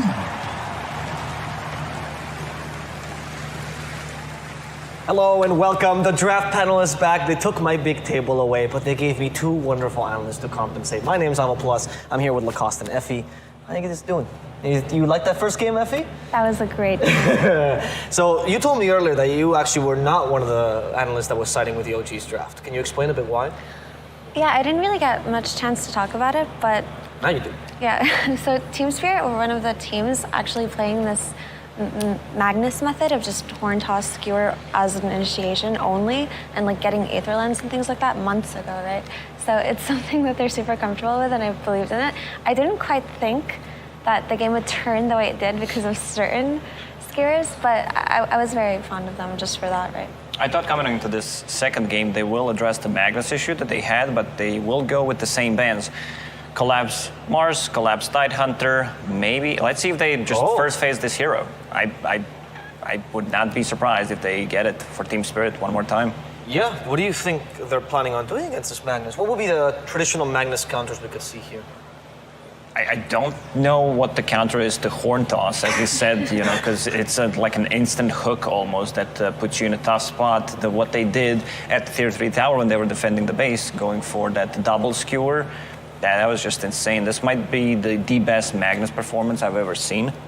Yeah. Like, not necessarily the 4 or 5 man RPs, it's just his play, his understanding what needs to be done is what won them the game. Just the timing, the itemization, where he needs to be on the map. Everything was 10 out of 10. He played incredibly well throughout this tournament. He's always been one of the standout players on Spirit, but my goodness, did he step it up. Yeah. I really have to say. So Magnus counters traditionally, I think there's no reason to never not first phase this hero if it's in the pool, especially after the past couple of days and what we've seen the hero is capable of. But I guess traditionally the way to quote-unquote counter it would be to just not to pressure it in lane and to just respect the skewer. Understand that if you're in base versus Magnus, respect the skewer potential, right? And I think OG have the same approach. They're just going to be a bit more mindful of this hero. Throughout the Dota history, sieging the high ground was always the hardest part. If you don't have enough tower damage, there's always going to be these repositioning abilities have been high valued lately. The toss, the spear, the skewer back. Unfortunately, Pudge not there. One of my favorite heroes, but maybe we'll yet to see him. It's always tricky going for the high ground because one misstep, one misplay could make a whole lot of a difference. If the team trusts you, which OG is known for, they are ready to back up the teammates. They go inside the base, results in 4, even a full team wipe. So exactly the same 2 openers from both teams, which means they're confident in how the game went along and how they're going to approach it. OG just seems like they're going to tweak a couple of things in the overall macro of the game. Like what? What would you tweak here in the last round? So I think laning went really bad for them last game. So maybe just either be more mindful about it or pick stronger laners, especially if you're going to play against a team fight heavy lineup, right? But the thing is what we highlighted before, you just have to be conscious of this hero's ability to turn the game around when you're in his base. And that's something you kind of forget about if you don't play against a new style of a hero as often, but eventually it does sink into the player's mind. Do you feel like the last game they had, the lanes did not go as well as they expected, but the Darkseer Clockwork, right, NP usually considered pretty solid laners? Yeah, they got the job done. These 2 heroes, Seb was staying at the top of the network, so I think they should be pretty okay with what they've managed to accomplish. But to go back to the previous game with Nature's Prophet, I believe he bought him the bottle, level 1, and also bought a Moonshard later on. So, Sumail asked, or actually, who is it? No-Tail asked how many buffs do you want? And Sumail answers yes, because he just gave him all of them, going for that Solar Crest, buying the Moonshard later on. It's how Dota was played coming into this TI, all the high-level pubs, is how can I buff up my carry? And one true carry was Tiny, who doesn't rely on cooldowns, can be active early on. When I say early on, I mean post 10, 12, 13-minute mark, when you get your items, when you get the Echo Saber plus Shadow Blade, because you do not want to be as active. You max out your 3-grab, of course, which means that you don't have your combo ready and you're playing for a bit of a later timing. And if you'll notice something OG tweaked, which is just talking about changing little things here and there, is they banned out the Ember Spirit. So this hero was so potent in the early game last game, in that he rotated so well with the combination of something like Lion, right? And he just got so many kills on side lanes. They were, I think, 14-3 at kills, when that's actually not what we expected or predicted on panel. So they put respect on a hero like Ember, who can run into them early and feed off of something like a 5 Nature's Prophet. So what are other heroes that can fulfill that role of the Ember Spirit in the mid lane? Well, typically the other spirit heroes, something like Puck as well, could be really good, and that's a Toronto Tokyo specialty. That is a Toronto Tokyo specialty. Do you think we could see his Invoker coming into play as well? We could. We could see Invoker from OG as well, because it's a very good hero. When Winter Wyvern uses his heal, then you have a pretty good setup for the combo. It's a great way to counter-initiate against Magnus RP. Even the Skewer back and also Lion does not like to play into it. Yep. So they do pick up Lion again on Team Spirit, so it's the same exact draft, but I suppose we can talk about individual heroes a little bit more. Yeah, just repeat what you now. said the last time. Yeah, or just talk about Lion and what he offers. Lion in a draft is really nice, just because he kind of fills the role of hard lockdown on your team, but also it stops the possibility, or it lessens the threat of something like a Storm Spirit or a Void Spirit, right? You don't have to be so concerned about it if you can snag it early in your draft. Oracle Lacoste, you predicted the Invoker. Yeah, it makes a lot of sense, and I like the Night Stalker as a response to the previous game. Like, they had more of like combo that's playing well during the laning stage and then transitions that into the mid game. This time around, Night Stalker, he completely ruins both Wyvern and Lion. Coming into this tournament, I thought Night Stalker is going to be picked. I might be a bit biased here because I'm a huge fan of the hero. I thought he's just going to be picked every single time. No, I agree. I thought we'd see the Night Stalker a lot more, and the few times that we did see him, he did his job well. And not only does he make it hard for Lion and Wyvern, because Night Stalker is excellent at controlling these squishy supports in the back line, he can also potentially ruin this Magnus's game, because he pops his ulti, he's got this insane vision. He can see the Magnus setting up for something and just blink silence him, right? He's the type of hero is so disruptive. Does this hero fit the OG playstyle as well, of creating chaos? It does, for sure. The laning phase isn't ideal, but he can do so much for his team in this game. And there's the Spirit hero that you were talking about, Effie. Will Void Spirit be very similar to last game, where he fulfills the role of just the ganker whenever there's no cooldowns? For sure. I mean, if Ember Spirit's banned, this is the next best thing, because, yeah, sure, you can also go for Storm Spirit, but he's a lot easier to deal with than something like a Void or an Ember, just because he's so easily counterable, right?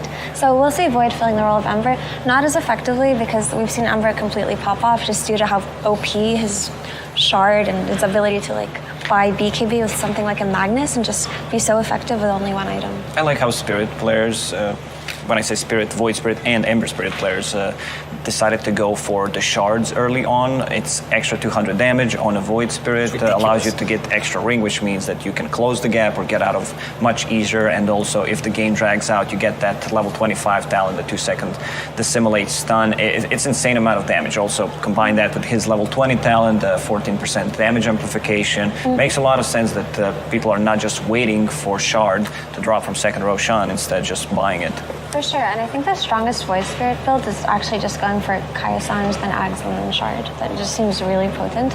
But a nice thing about having a Void Spirit is he's a natural Yule's buyer. Like, when you buy Yule's on Ember, it can be good, but it doesn't feel as good as having it on Void Spirit, because it's the setup for his Remnant, right? And it gives him mana, which into his main stat and regen, obviously. But the reason why I bring up Yule's is because when you're playing Night Stalker, this is an item that you need to have against him. You have to Yule's him so your poor little supports can run away. And Magnus isn't going to build it, Wyvern isn't going to build it, and Lion isn't. So Void has a nice little thing he can do for his team here. Okay. So for the last picks, what pick would you like to see, or what style of pick would you like to see for OG? What are they lacking here, Lacoste? If it wasn't OG, I would say that Bane would fit pretty nicely, where you can play like position 4 Bane with knowing OG. They're probably going to go for something more like strength-oriented, team-fight-oriented. Yeah, they pick the Earthshaker in the end, so most likely they're going to stick with the rolls. Nature's Prophet 5, you have claimed seasonal reward. 1, Earthshaker 4, and Night Stalker 3. You want to give this hero farm priority. And when OG did lack नहीं दो level 2 आ गया हम. They didn't have some kind of blink stun. They just had the clockwork, which can function similarly, but not without being able to counter-initiate the same way that an Earthshaker does. So this rounds out a little bit better. The lanes are just not very strong, unfortunately. One reason why maybe they decided to go for Earthshaker is to stop the skewer horn toss type of a play, where you use a Fissure from long range to stop that kind of a... आखिरी का Outside of the Blink Night Stalker You may now select your hero. I want to break my role for a second because this is too exciting. For those people that have not watched Team Spirit all season, Team Spirit was the team that innovated the new way of playing Lifestealer. अभी कौन जीतेगा? OG नहीं किया तो हो गया, निकल गया. कितना? As opposed to using the old Infest bomb. This was the only team I saw actually with success in Lifestealer during this DPC. So this is extremely exciting. If there's a team you want to see Lifestealer on, it is Team Spirit. But now I want to move it to you, Lacoste. Tell me, what's the strength of this hero in this lineup? They have no abilities that go through magic immunity, so that's going to be good. You also have a way of saving him with the Vibrant to split up the fight. So like a really good Lifestealer game. What OG needs to do is, like, once your rage is down, it's going to become much easier because OG has so much burst potential coming up from Tiny. He doesn't like to play into Night Stalker. If Night Stalker gets the like what we're talking about, Blink Dagger, Night Stalker, 30 minutes. Tiny कौन है? वही होगा. Hello, Topsin हो सकता है. Tiny. Sumail. I think this Lifestealer is going to have a nice time on the lane. Topsin अच्छा है ना Tiny से?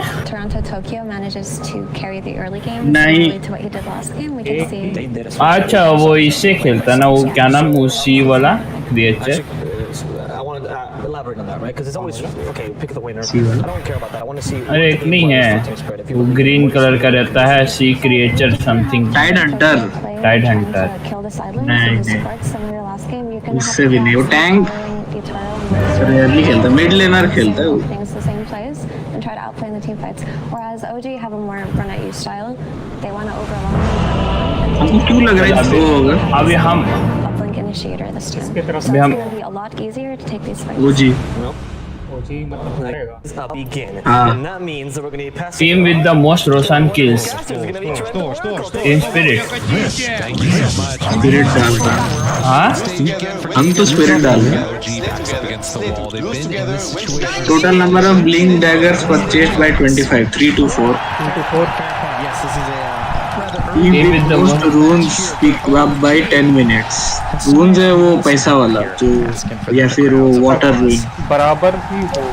We'll have to see how this one goes for them. But yeah, the jump that we're seeing there right at the end, they decide not to go. First player to get 15 denies. Oh भाई. ये doubtful है. देखो Topsin मर गया पहले ही. Tokyo that's going to be laning against him. First player to get 15 denies क्या होगा? Denies normally होता है safe lane. Mid lane में denies करना मुश्किल है. क्योंकि अभी देखो मिड लेन में है तुम्हारा Void Spirit और Invoker. Invoker पहले ही मर गया. कैसे डिनाई करोगे? Right. Got an idea that was happening.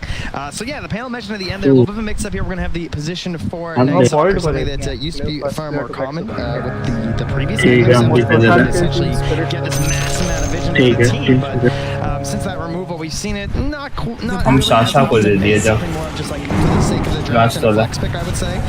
I feel like the lane could be rough here. Well, even the start of this game is a little bit rough. तो Night Stalker को दिए. Chases him down, and with that Arctic आते हैं भैया.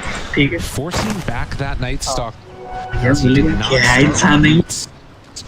So off to a hot start for Team Spirit. Nah, what's up? Looking to go one game away from moving on, placing higher in this tournament than potentially a lot of people were expecting from them. And OG. तो PC on करके रख दीजिए. Comfort heroes, a Thompson Invoker. Earthshaker. They like to be a little underrated too, you know. So that's true. That could also help them here, being down one game. And they're going to be looking for some early damage in this top lane. Seb starting out with the enchant totem. Don't have the benefits of the aftershock, but he's trying to get as much harass on the auto as he can. Trying to bring this regen, but there's a lot of regen up here. There are 6 tangos, a salve. Yadaro's got himself a couple tangos and a fairy fire too. Already starting out with the stick, which is awesome versus the core shaker, by the way. He'd love to see that.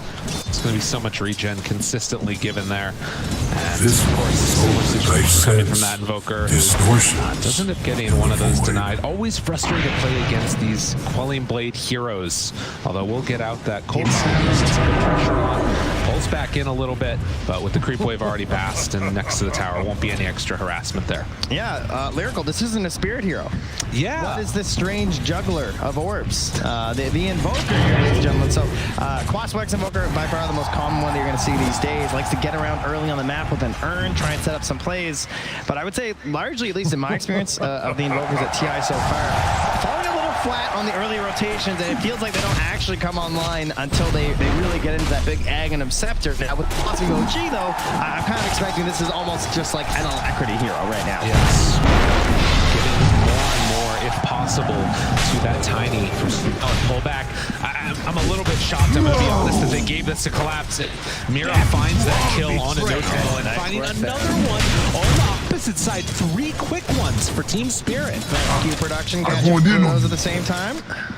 Very nice stuff here coming out. So again, yeah, I mean, this was similar to last game. The kills were definitely in favor of Team Spirit, but the economy kept moving forward for OG. But we mentioned that OG, they felt like they kind of stalled out a little in that mid game. Despite having the heroes that seemed like all they want to do was to fight and to kill, but they push out the creep waves and they couldn't actually secure those further objectives, particularly the tier 2 line, tier 2 mid and tier 2 top. Stood for far too long and really seemed to be the point at which the game became a serious problem for OG. So we'll see if they try and get a little bit more aggressive this game, see if they can combat that, and once they hit those first like round of items all around, just start getting a little rough. Well, for now at least, it has been a very interesting one. A second ago, I just can't believe they gave Ops Magnus again. A lot of confidence being exuded by OG here to give it back after the performance they had last game. Normally. Those horn toss plays into the sewer back into like a US scepter, right? Without a BKB or any of those things. He just made it work and had definitely the standout performance I've seen from him so far. Well, he's definitely still feeling down that bottom lane. He's spraying the Seb down. He's throwing out No-Tail's voice line whenever No-Tail comes around him. So surely in a good move after getting that. Can they pull it together? The second one, though. It's the big question here. Sumail so far on the Tiny 19-4 versus 3. And then, of course, we saw Mira getting a good couple of last hits there as well on the line. Easy Zach by the Anxious Prophet. And just quickly on top happens. What do you expect, you know? Your Night Stalker and Shaker into a Wyvern and a Lifesteal. I feel like this is going to go very well for you. I'm sure they're aware of that. Not able to really get any like big pull plays either, you know? Maybe it's going to start happening here soon. With the boost being available on Soxa. Soxa just sitting in a well like, do I have to? Yeah. I think I'm going to go mid. He comes on back there, and that's just to, I guess, pick the bounty rune instead. So goes to get that one. Obviously, no bottle refill on Thompson. And then we'll try rotating around a bit, make something else happen. Of course, happy about that. Didn't have to buy the bottle. Thank you to our lovely friends at home who told us that he also bought the bottle, which explains why he was so broke in the bottom lane, like literally just regen. So, Invoker, not really a bottle hero all too often anymore. So, No-Tail can start with the Blightstone and a Magic Stick this time on that Nature Prophet. Seb gonna chase back Maposhka. Hard for him to walk into the creep wave. Look at this, every time he makes that move, he's zoned back by Maposhka. This Winter Wyvern has been really rising in terms of the efficiency that we've seen from a lot of different players, but complete free farm. Alright, Night Stalker to go and grab the wave, right? Yeah. Success. Use the boots. You're brings it back to Seb, and this is the kind of place we're trying to do to salvage this lane. Forced start. Keeps on just spamming out the lanes. No, gonna give as good as he gets. That line from Ava works a lot better once you've actually gotten a kill. It's not as good with the giant goose egg sitting up there next to your hero portrait. Afterwards in a nice silence rotation. This is that power of that Night Stalker, but is it enough? I don't think so. He burns through all of Toronto Tokyo's mana and will give a lane a little bit of a better time for this Invoker. Yeah, Thompson doing great here. Ahead of the Void Spirit. Obviously. Very happy here. One of the heroes that is most comfortable on sort of came into prominence on. Are you suggesting I can get a Meteor Hammer? Is that Radiant? No, maybe not. Maybe not. We might be a little bit far past that, guys. So 6 minutes. So gonna summon some more trees and focus back, collapse a bit more there. And we can see that taking over in the mid lane, at least for the moment, is going to be as they go on Collapse and Mira. There's nothing here. This is such a... and the thing feels bad night soccer game. Right. The thing about it, too, is that you're giving so much space for Poshka to start soaking up levels mid, right? This Winter Wyvern is kind of been left alone, and now you're also home for Toronto Tokyo. So they'll have a pretty farmed Wyvern, most likely. 34.5. Yeah, if you can actually get there. It looks like Thompson is just holding the line. Yeah. No free XP. Get out of here. So, still steady, slow beat down. I mean, the best part is that there's no Wyvern up top right now, so Seb feels like he can actually play a little bit more on the wave, right? It's like 1-2-2 build, actually has some decent tools now. Yeah, we're sitting on 10 charges as well, so Seb is free to just cast some spells. Sox is coming back, but it is level 6 on Yadro. This is a tough kill. Gets the rage off. Fierce. Knew that he was coming. Lifestealer not going to be punished there at all. Already has the Helm of Iron Will too. The chainmail sitting on 16 armor. Yeah. Thompson getting body blocked. Poshka. They tried to set up on him, but Thompson did a 2-hero tornado as well, so he was able to start backing away, and then even with the jump through of the Astral Step, couldn't get the finish.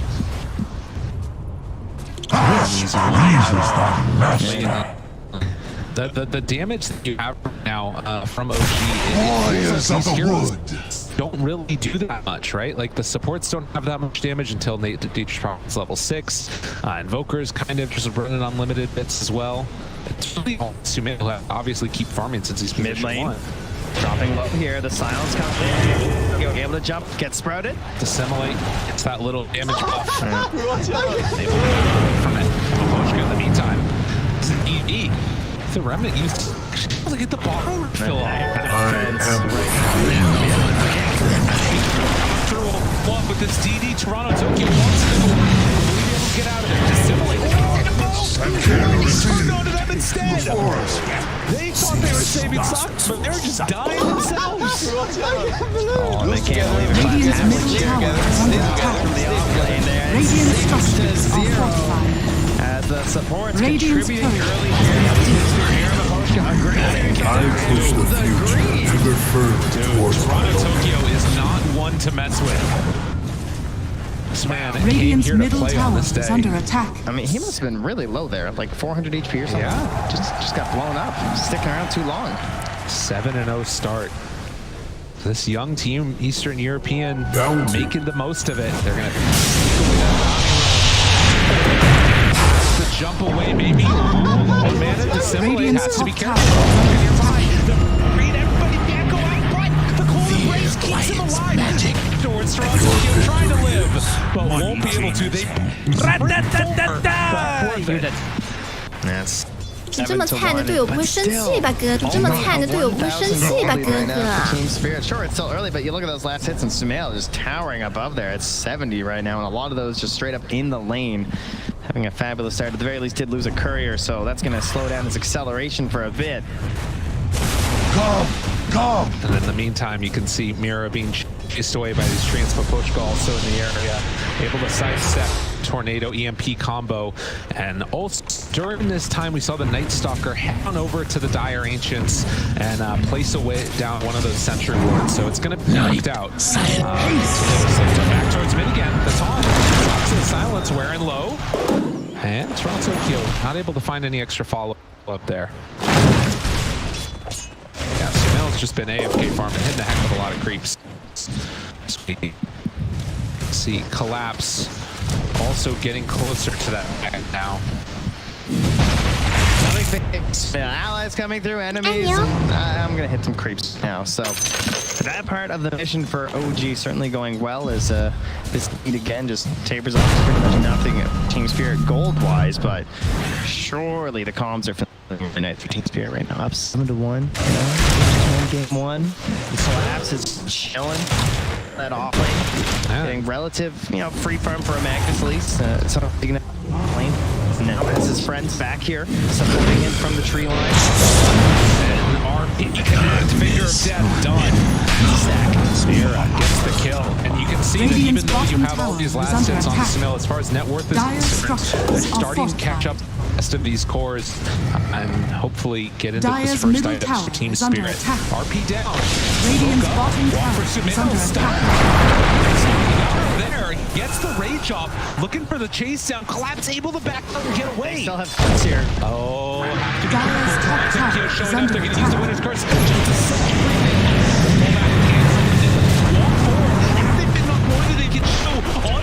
Team Spirit looking for the run down. The Fissure connects onto both of them. The jump through Sumail. That's so low. It's not enough. They chase him looking for the follow-up. Sasha on to Toronto Tokyo. Another golden race. They don't have much left in the Scepter into Collapse dead. Toronto Tokyo trying to get out. But do they have anything else left in the tank? Now over to the side. Seb makes the kill happen. Pochka getting ran down. The Lifestealer infested in for a kill, but couldn't find it. They spent so much trying to bring down Sumail. I can't believe she's still around here, not able to get all the way home yet. Pochka, cold embrace. Bit by bit by bit with this armlet getting active. It's Tornado. Kabira needs to find a kill there. Stop the Skittles. He gets out of there. And Top tries to run. Collapse, moving in from downtown. Can he find the angle? Does he get lucky with it?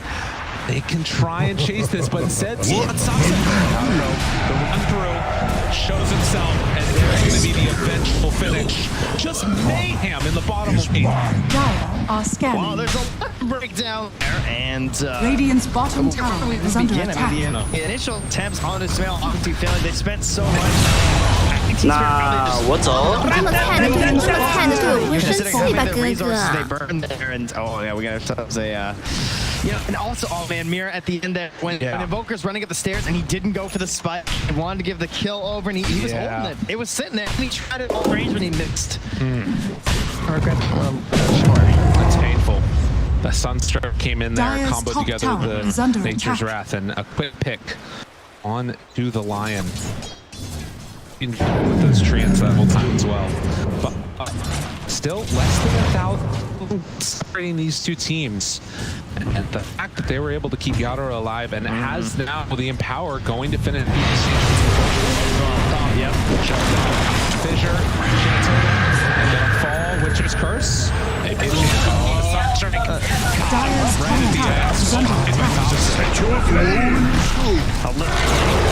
Dire's top tower has fallen. Down.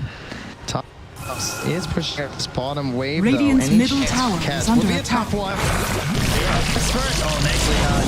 And I'll try to Dire's top tower is under attack. enough. I break your... Oh, wait a minute. Are they going for more now? Toronto Tokyo with the Haster and Tempt and Fate. Dire's top he's tower under reward is under right now, attack. so has to be careful. Seb very willing to drop an echo, I'm sure. Non-stop action, 16 kills, 14 minutes. The train's actually bringing a wave over to Seb. Yeah. You know, in case you want some farm here, that's nice. Radiant's bottom tower is under attack. That Blink Dagger being done really opens up Seb's game, but obviously the Force Staff would make it that much better. The abilities against that Lifesteal need to stay up close and then personal. The damage.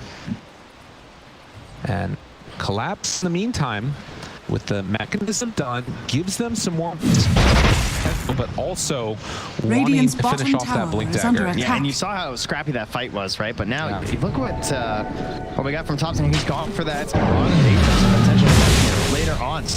Not needing that urn to like just try and go for the cold play. Really want to ensure that you don't have the big playmaking potential. He needs to put some pressure on the itemization of Collapse to actually find that BKB or maybe a dispel of some sort, right? Right. You don't want that same freedom that he just had last game. It is interesting though, because it feels like tries to get him in. The mech though keeps him alive. Pochka nearby. They really don't have an opening. Yeah, the Arctic burn on the center, preventing Blink. Round two. Dire's middle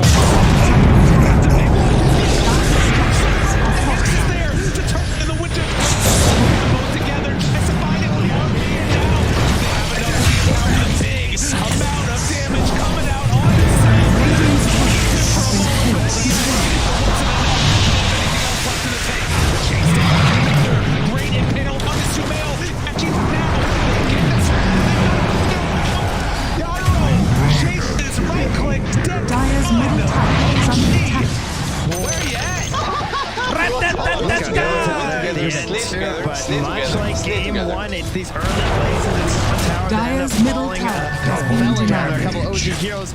They did get a tower in the end, the trusty catapult. But no, Lifestealer got the deny on that last second. True. Play. And now, Thompson. For more, set up. Gotta be careful there. Looking down south. They tried to Radiant's middle tower has fallen. Mira misses the stun. Seb jumps forward, gets the kill. Team Spirit, gotta be careful with this movement now. Sokka wants to chase this. Another great figure. They're getting connect. He hates us after the UM sector. Keeps him alive. Seb tries to get timing, but it's not quite there. And now there's a Lifestealer back in front. He tries to kill him with Dill, and then TP's out right in front of him. No tools through that one here, of course, if you don't get that initial silent, especially, right? Like, that's the thing he has to watch for sure versus the Night Stalker. Just to ensure he doesn't miss out on that Rage TP, but nice play there. Yadro will finish out that S and Y2, so ready to continue the battling and doesn't have to worry as much about scaling the late game thanks to the Empower on his squad. And now, well, Magnus, he's feeling personally empowered here with that Blink Dagger. And you're now starting to see a situation too with why this position for Night Stalker has kind of fallen out of favor, right? Like, you don't have a great farming mechanism. That Blink Dagger is going to connect, and when you're out farming far forward, you can get punished. King's Curse turns it around now. No man's land and gets punished as well. What's all? Normally. Right on top of the ball. You know, the second half of that last game, we have to talk about collapse a lot, but I will say I do think that Lion is a fantastic versus OG the way they like to play, right? They love these tricky little plays. They love to tease, to taunt, and to sort of break you with the outskill, but it's really hard to outskill Hex Earth Spike. Yeah. You know, you get a little cheeky, a little bit fresh, and then one single stun, you're getting chained all the way to death. Well, and I think that something too about like horn toss into Earth Spike, right? It allows you to find kills without using RP that you otherwise would have to use that big ultimate for. Then you can save it for the big fights instead. It's just so strong. If you can have, you know, a combo that play together as well as Apps and Mira have been. Yeah, for sure. And Mira, of course, last emphasis on getting that Blink Dagger despite being a little bit behind with the map pressure. Mira again here just farming up controls. Gonna get that Blink Dagger at a pretty decent time, especially with that mid coming in through here too. I imagine they'll probably try and offer that over to him. And OG sort of falling into a similar place as last game where things are just trying to be stacked on Sumail, but this game is just not nearly at the same pace. It really feels like there's a, you know, they have to play a little bit more passively, at least until these items come online. And Team Spirit, they're not going to give them that opportunity. They're keeping this pressure on. Smoke realize what's coming. They're actually going to open up on a Yadro, but the rest of the team coming in time. Gary is going to jump in. First afterwards, Sox in some trouble. Toronto, Tokyo, and they roll in pretty deep at this point. They can maybe find a couple quick kills. Download it. And afterwards, Maposhka, Mira, right on top of Sumail. Jump forward, Seb, trying to save this. He's done it so many times in the before, but can they do it again? Sumail walking away, and rising slowly, bit by bit, trying to escape this, but Mira, he won't let him go. Let's jump forward, this Lion relax, doing absolutely everything for Team Spirit here. As 4 go down, Seb tries to get away, but will it end up happening? No. The UL Scepter will die to the remnants in Tokyo, having a coming out party, absolutely owning on this Void Spirit. Sounds good to say and looks good to watch. Toronto, Tokyo, easy game. Is that a voice line? I don't think that was a voice line. Wait, what? Oh my God! Well, observer, press enter and go up. This man just dropped it right in front of him on the main stage of TI, an elimination match. Talk about he's feeling it. A moment. Oh, this will be that turning point video if they lose this game. I'll tell you that much. Oh my God! You know, you don't want to have any incentive to OG, but a great incentive to fight. That entire fight was with Yadro because they got the silence right away, and I want to say that sucks. So like, it's a great game for this position for a Night Stalker. He's doing a fantastic job of playing with the ulti because that's his only tool. Right? He has the fly in there. He has to get that silence. He's providing the vision for these full team fights, and despite the fight starting so well, they still lose like almost everyone. It's unbelievable. Team Spirit coming in. Dyer's This bottom team, tower they has were fallen. started in the group stages 0-4 and then proceeded to just not lose that many games. They've been winning every. You can see yours continue on. Almost everyone, as you can obviously see from the There top it of the is. screen. Exposed. Gleipnir now. Radiant are scanning. That's like, did you just do that? Did you just type that in there? Oh my. That was the moment for the Kyle chat wheel. You talking to me? Talking to me? Didn't do it. Didn't hear it. True. After all that, well, the chat wheel's a little silent sometimes. Still less than 1,000 gold leads separating these two teams, 10-22. And Team Spirit, Double damage. the ones in command.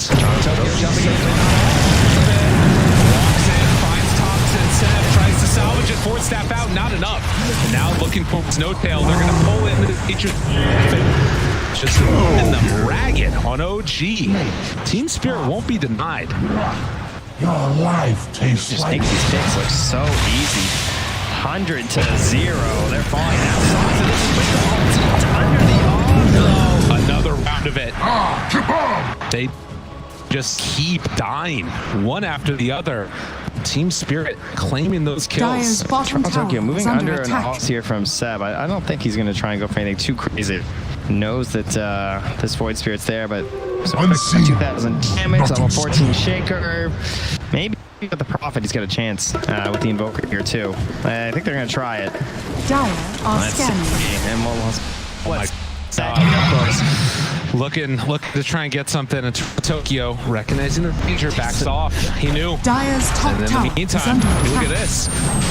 Team Spirit gonna try and claim the Aegis. Oh, the instant, the Sunstrike into the TP right away from Thompson. He wants to be here. Doesn't want this one going for free. Tornado now.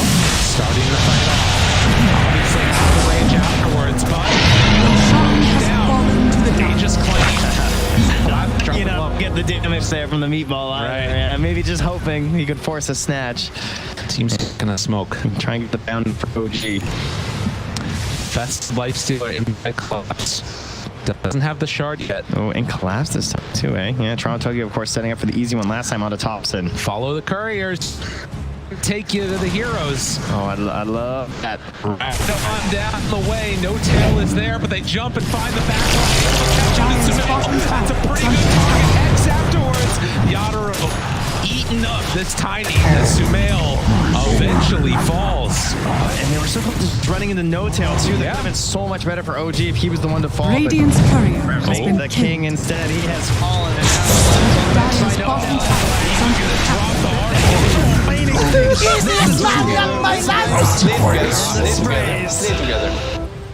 Team Spirit putting on a performance here. Showing everything. It didn't find him. Collapse it. Screen. What? Just like that. Give him a high five. And find the kill again. I think he was changing cat wheel binds. Caught in the trees there. Snagged by Team Spirit, just finding everything right now. And now able to sure with this 3.5 minutes left for staff for collapse. Now we just gotta wait for that shark to come out and he'll be back in full force once more here. Look at this. I mean, this is the thing. You know, you start the late stage off even, but kill after kill after kill, and off the back of collapse, the mag that OG gave to them in game number 2 felt like they had an answer, and so far it hasn't looked like Dyer's top There tower are is no under doubt attack. incredible teams in these team fights for both teams, though. We have a total of 5 Blink Daggers on the map now. Yes. So everyone's, you know, a lot of opportunities to make your play here from both squads. Dyer's Most importantly, top Soxa, tower I think, is under able attack. to more valuable in these team fights by trying to get that silence and getting right on top Radiant's of Yadaro. bottom tower This could is be under attack. incredibly important for them. And they need Sumail there too. Like they really don't have the damage otherwise. Yeah. And I mean, there is the force staff as well from Collapse, as mentioned. So that's a great counter to Soxa, just because he just needs Dyer's that little top tower smidge is of under I'm attack. silenced, right? For Yadaro, and he can get the rage off. Gonna walk in. They could start heading down bottom to pressure this tier 2 tower. I love the use of this Aegis, just closing in on the map, using this gem. They're moving through, looking for every bit of vision, every sentry, every ops. Just taking them down one by one. Team Spirit want to take away the map from OG. Radiant's Gotta bottom imagine they're tower feeling is under attack. Dire's top tower nervous, is time to under shake a attack. little. Like, it feels like you're doing so Radiant well. structures Right? are This is fortified. OG elimination. That's true. Do you start to feel the nerves? Do you start to feel the wind out their direction? Can they keep up the momentum? You question yourself more when you're winning. Radiant's When you're bottom losing, you're tower looking is for under attack. solutions. Radiant's bottom You tower see has the fallen. issue in a game like this. Like, you're ahead and you're just trying to keep that momentum. You're scared a little bit sometimes in terms of like, what can they do to come back? All right, and we've seen Dire's OG come middle back tower from bigger is under deficits than attack. this before, even in the grand finals. They've got heroes that can make plays. Will it happen though? Looks for Radiant's the bottom silence, tower not is gonna get under him. attack.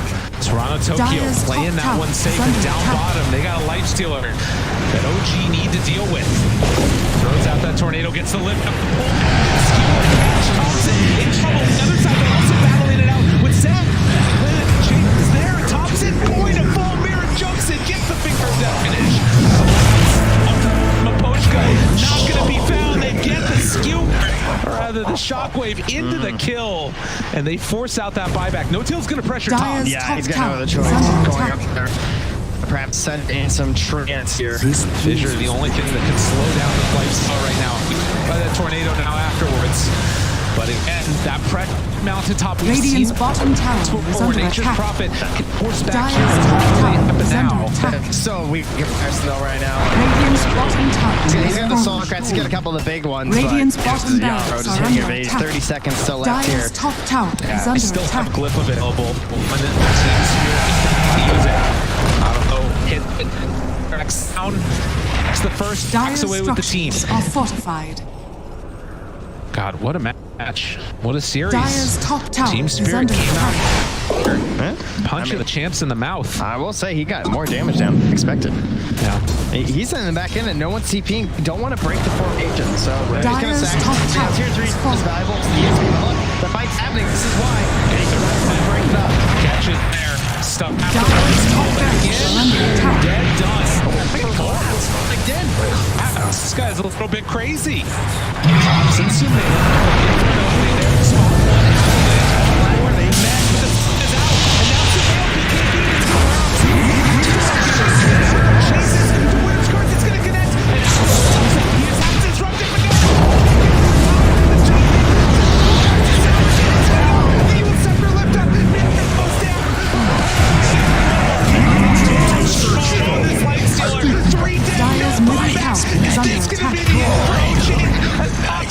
also to fall. Everybody's gone. And look at this Team Spirit going in for more. Radiant's Yaro, bottom you barracks tempted are fate. under You thinking attack. about going into the fountain. They regain some focus. But with no buybacks, and they just try and end it. Here's the other lanes. This is the downfall. Team Spirit, they can sense an end. Radiant's middle Chance to go tower forward, is under get top attack. 6 in this tournament, and you've got 25 seconds. Radiant's middle tower not has fallen. hesitating. Trying to end this. Spirit looking to go all together. There are racks that are being picked up on. Radiant's middle tower has fallen. Organization, the sprout, the walk inside of it. Oh my God, Radiant's ancient is under attack. Dire's top barracks are under attack. it's only no kill. Nothing left. Team Spirit ends the game, taking down OG. What a Cinderella story here on the main stage. Absolutely incredible Team Spirit. And look at them. They're cold.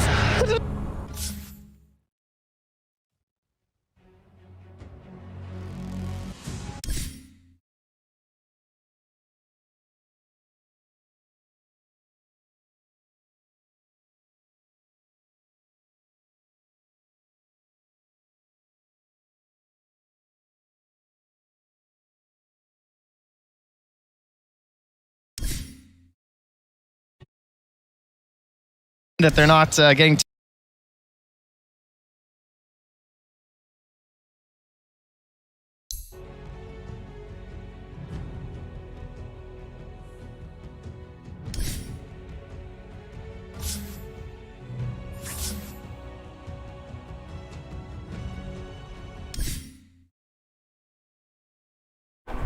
Time to switch up the badge.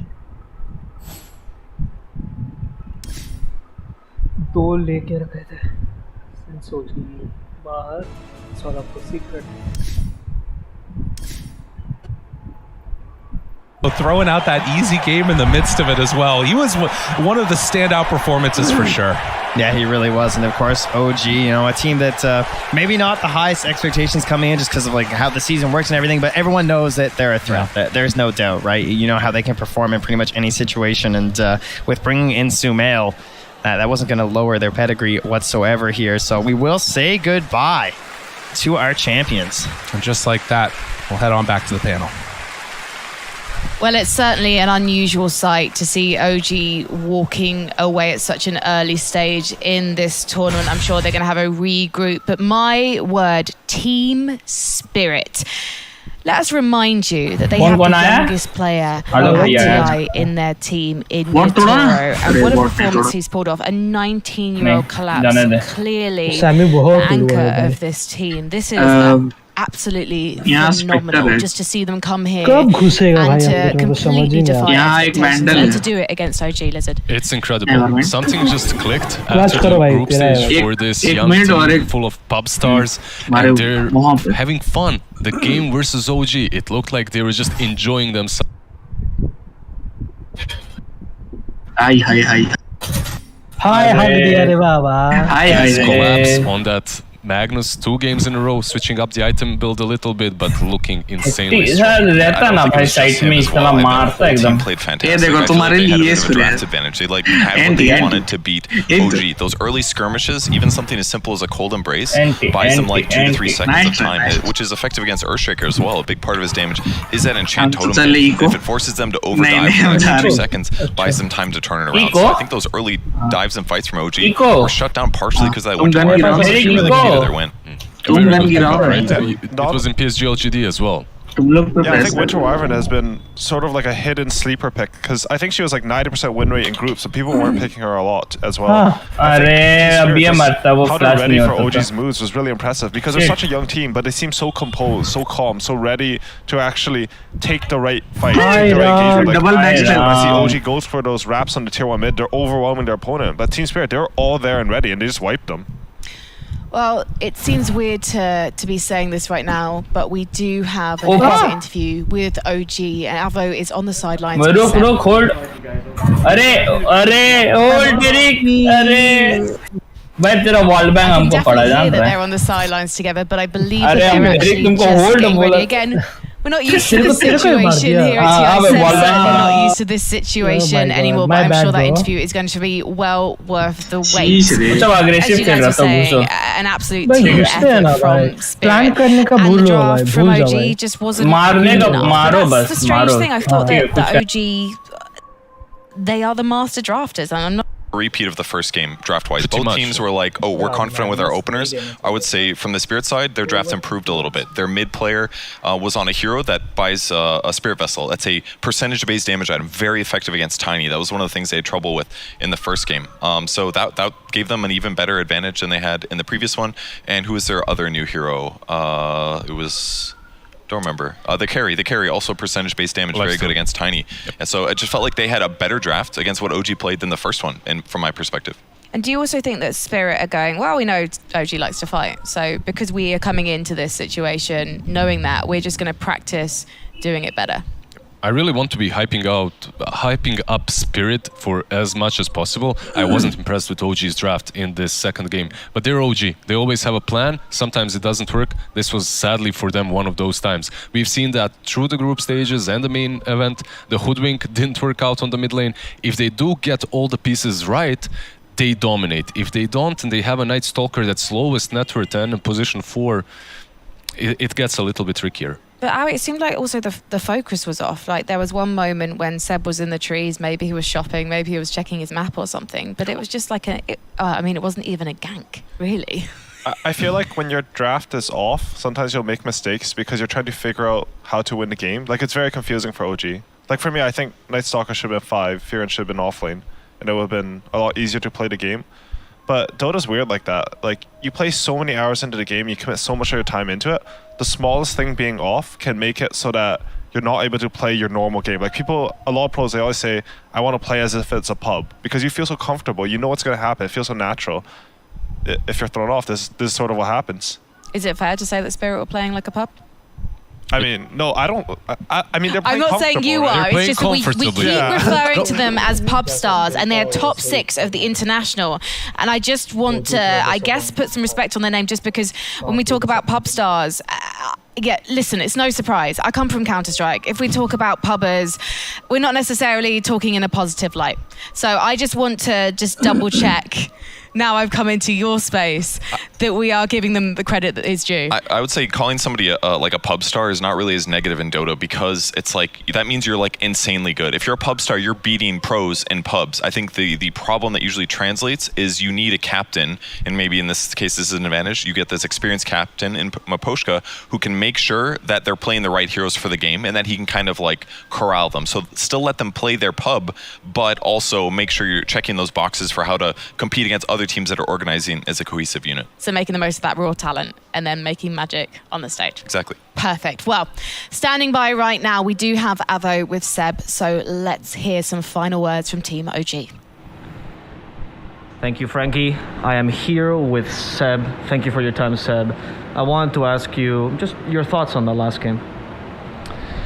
I mean, it was a good game, hopefully, for people to watch. I think Team Spirit played a very good game, and they deserved the win, and I wish them best of luck further.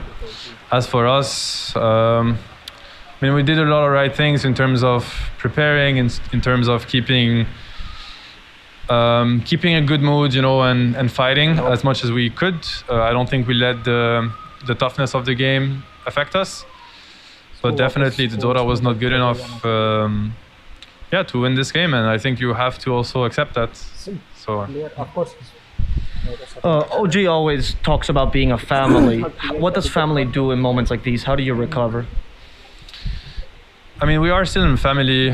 We always will be, through wins and losses. What family does is support each other, of course, for those who need support, and also give each other space. Just, you know, like, be loving and caring. This is a big deal for everyone. It's a big deal to lose, in the sense that so much effort put into it.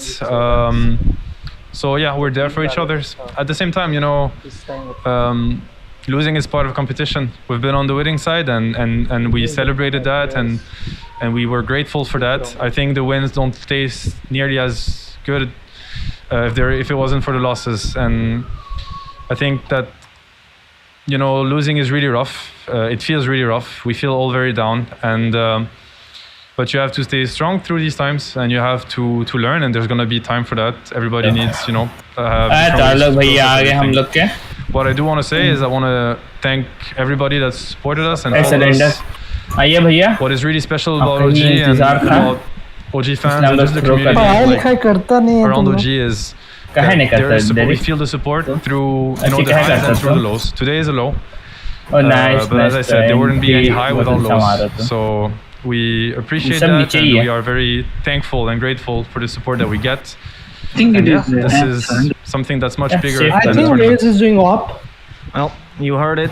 Celebrate the highs, accept the lows. Just OG's run a team hands here. Skip them all. OG will continue to exist, and there are going to be much more highs for this team. Right? Of course. OG will continue to exist. We will see what the future is made of. I want to give special props to everybody, like my teammates, everybody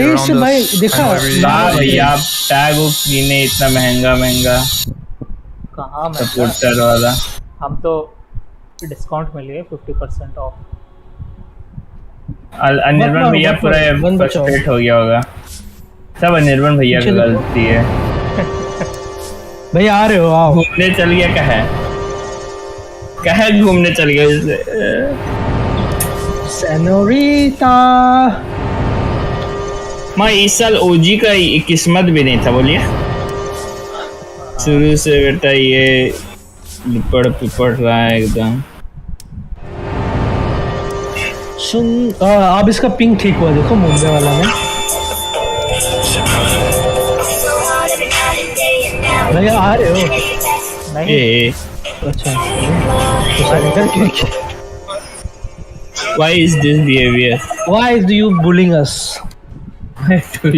क्या? Why you bullying us? तो कितना का सही हुआ आपका? एक। भाई तेरा फेवरेट स्टिकर लगा रहा हूँ एंटी वाला, ठीक है? team. अच्छा रुको हम ब्लास्टिक्स लगाता हूँ। हाँ भाई ब्लास्टिक्स लगा ना भाई जल्दी लगा मेरे को पसंद है तेरा प्लास्टिक्स। चलो लगा एक सही हुआ। अरे देखो पिछला मैच में वो लोग को दिख रहा है कि मैग्नस इतना स्ट्रॉन्ग है फिर भी बैन नहीं किया। जी बैंड है क्या? हो गया ब्लास्टिक्स लगा लिया। सारा फेवरेट पिक्स तो दे दिया है टीम स्पिरिट को। मैच के बीच में टीम स्पिरिट ऑल चैट में लिखता है इजी गेम। बुली वो ट्रिगर हो गया होगा तो। हाँ मेरे गुरु 2 बार ये कप जीता है फिर इंटरनेशनल कप जीता है। मैच के बीच में 2 टाइम चैंपियंस को लिखता है इजी गेम।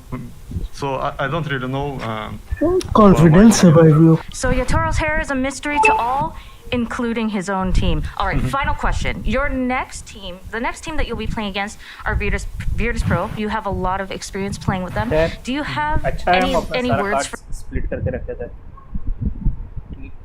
सुमेल पता है हारने के बाद भी 33.7 दिया है पॉइंट्स। और उसका बाकी टीम लोग गायब। पिक करो जो करना है। हम तो फिल खेल Some serious was क्या खेलेगा? Phil was pretty fast because we क्या? they playing really aggressive. भाई केजे ही लेगा भाई। They know how we usually play. Fill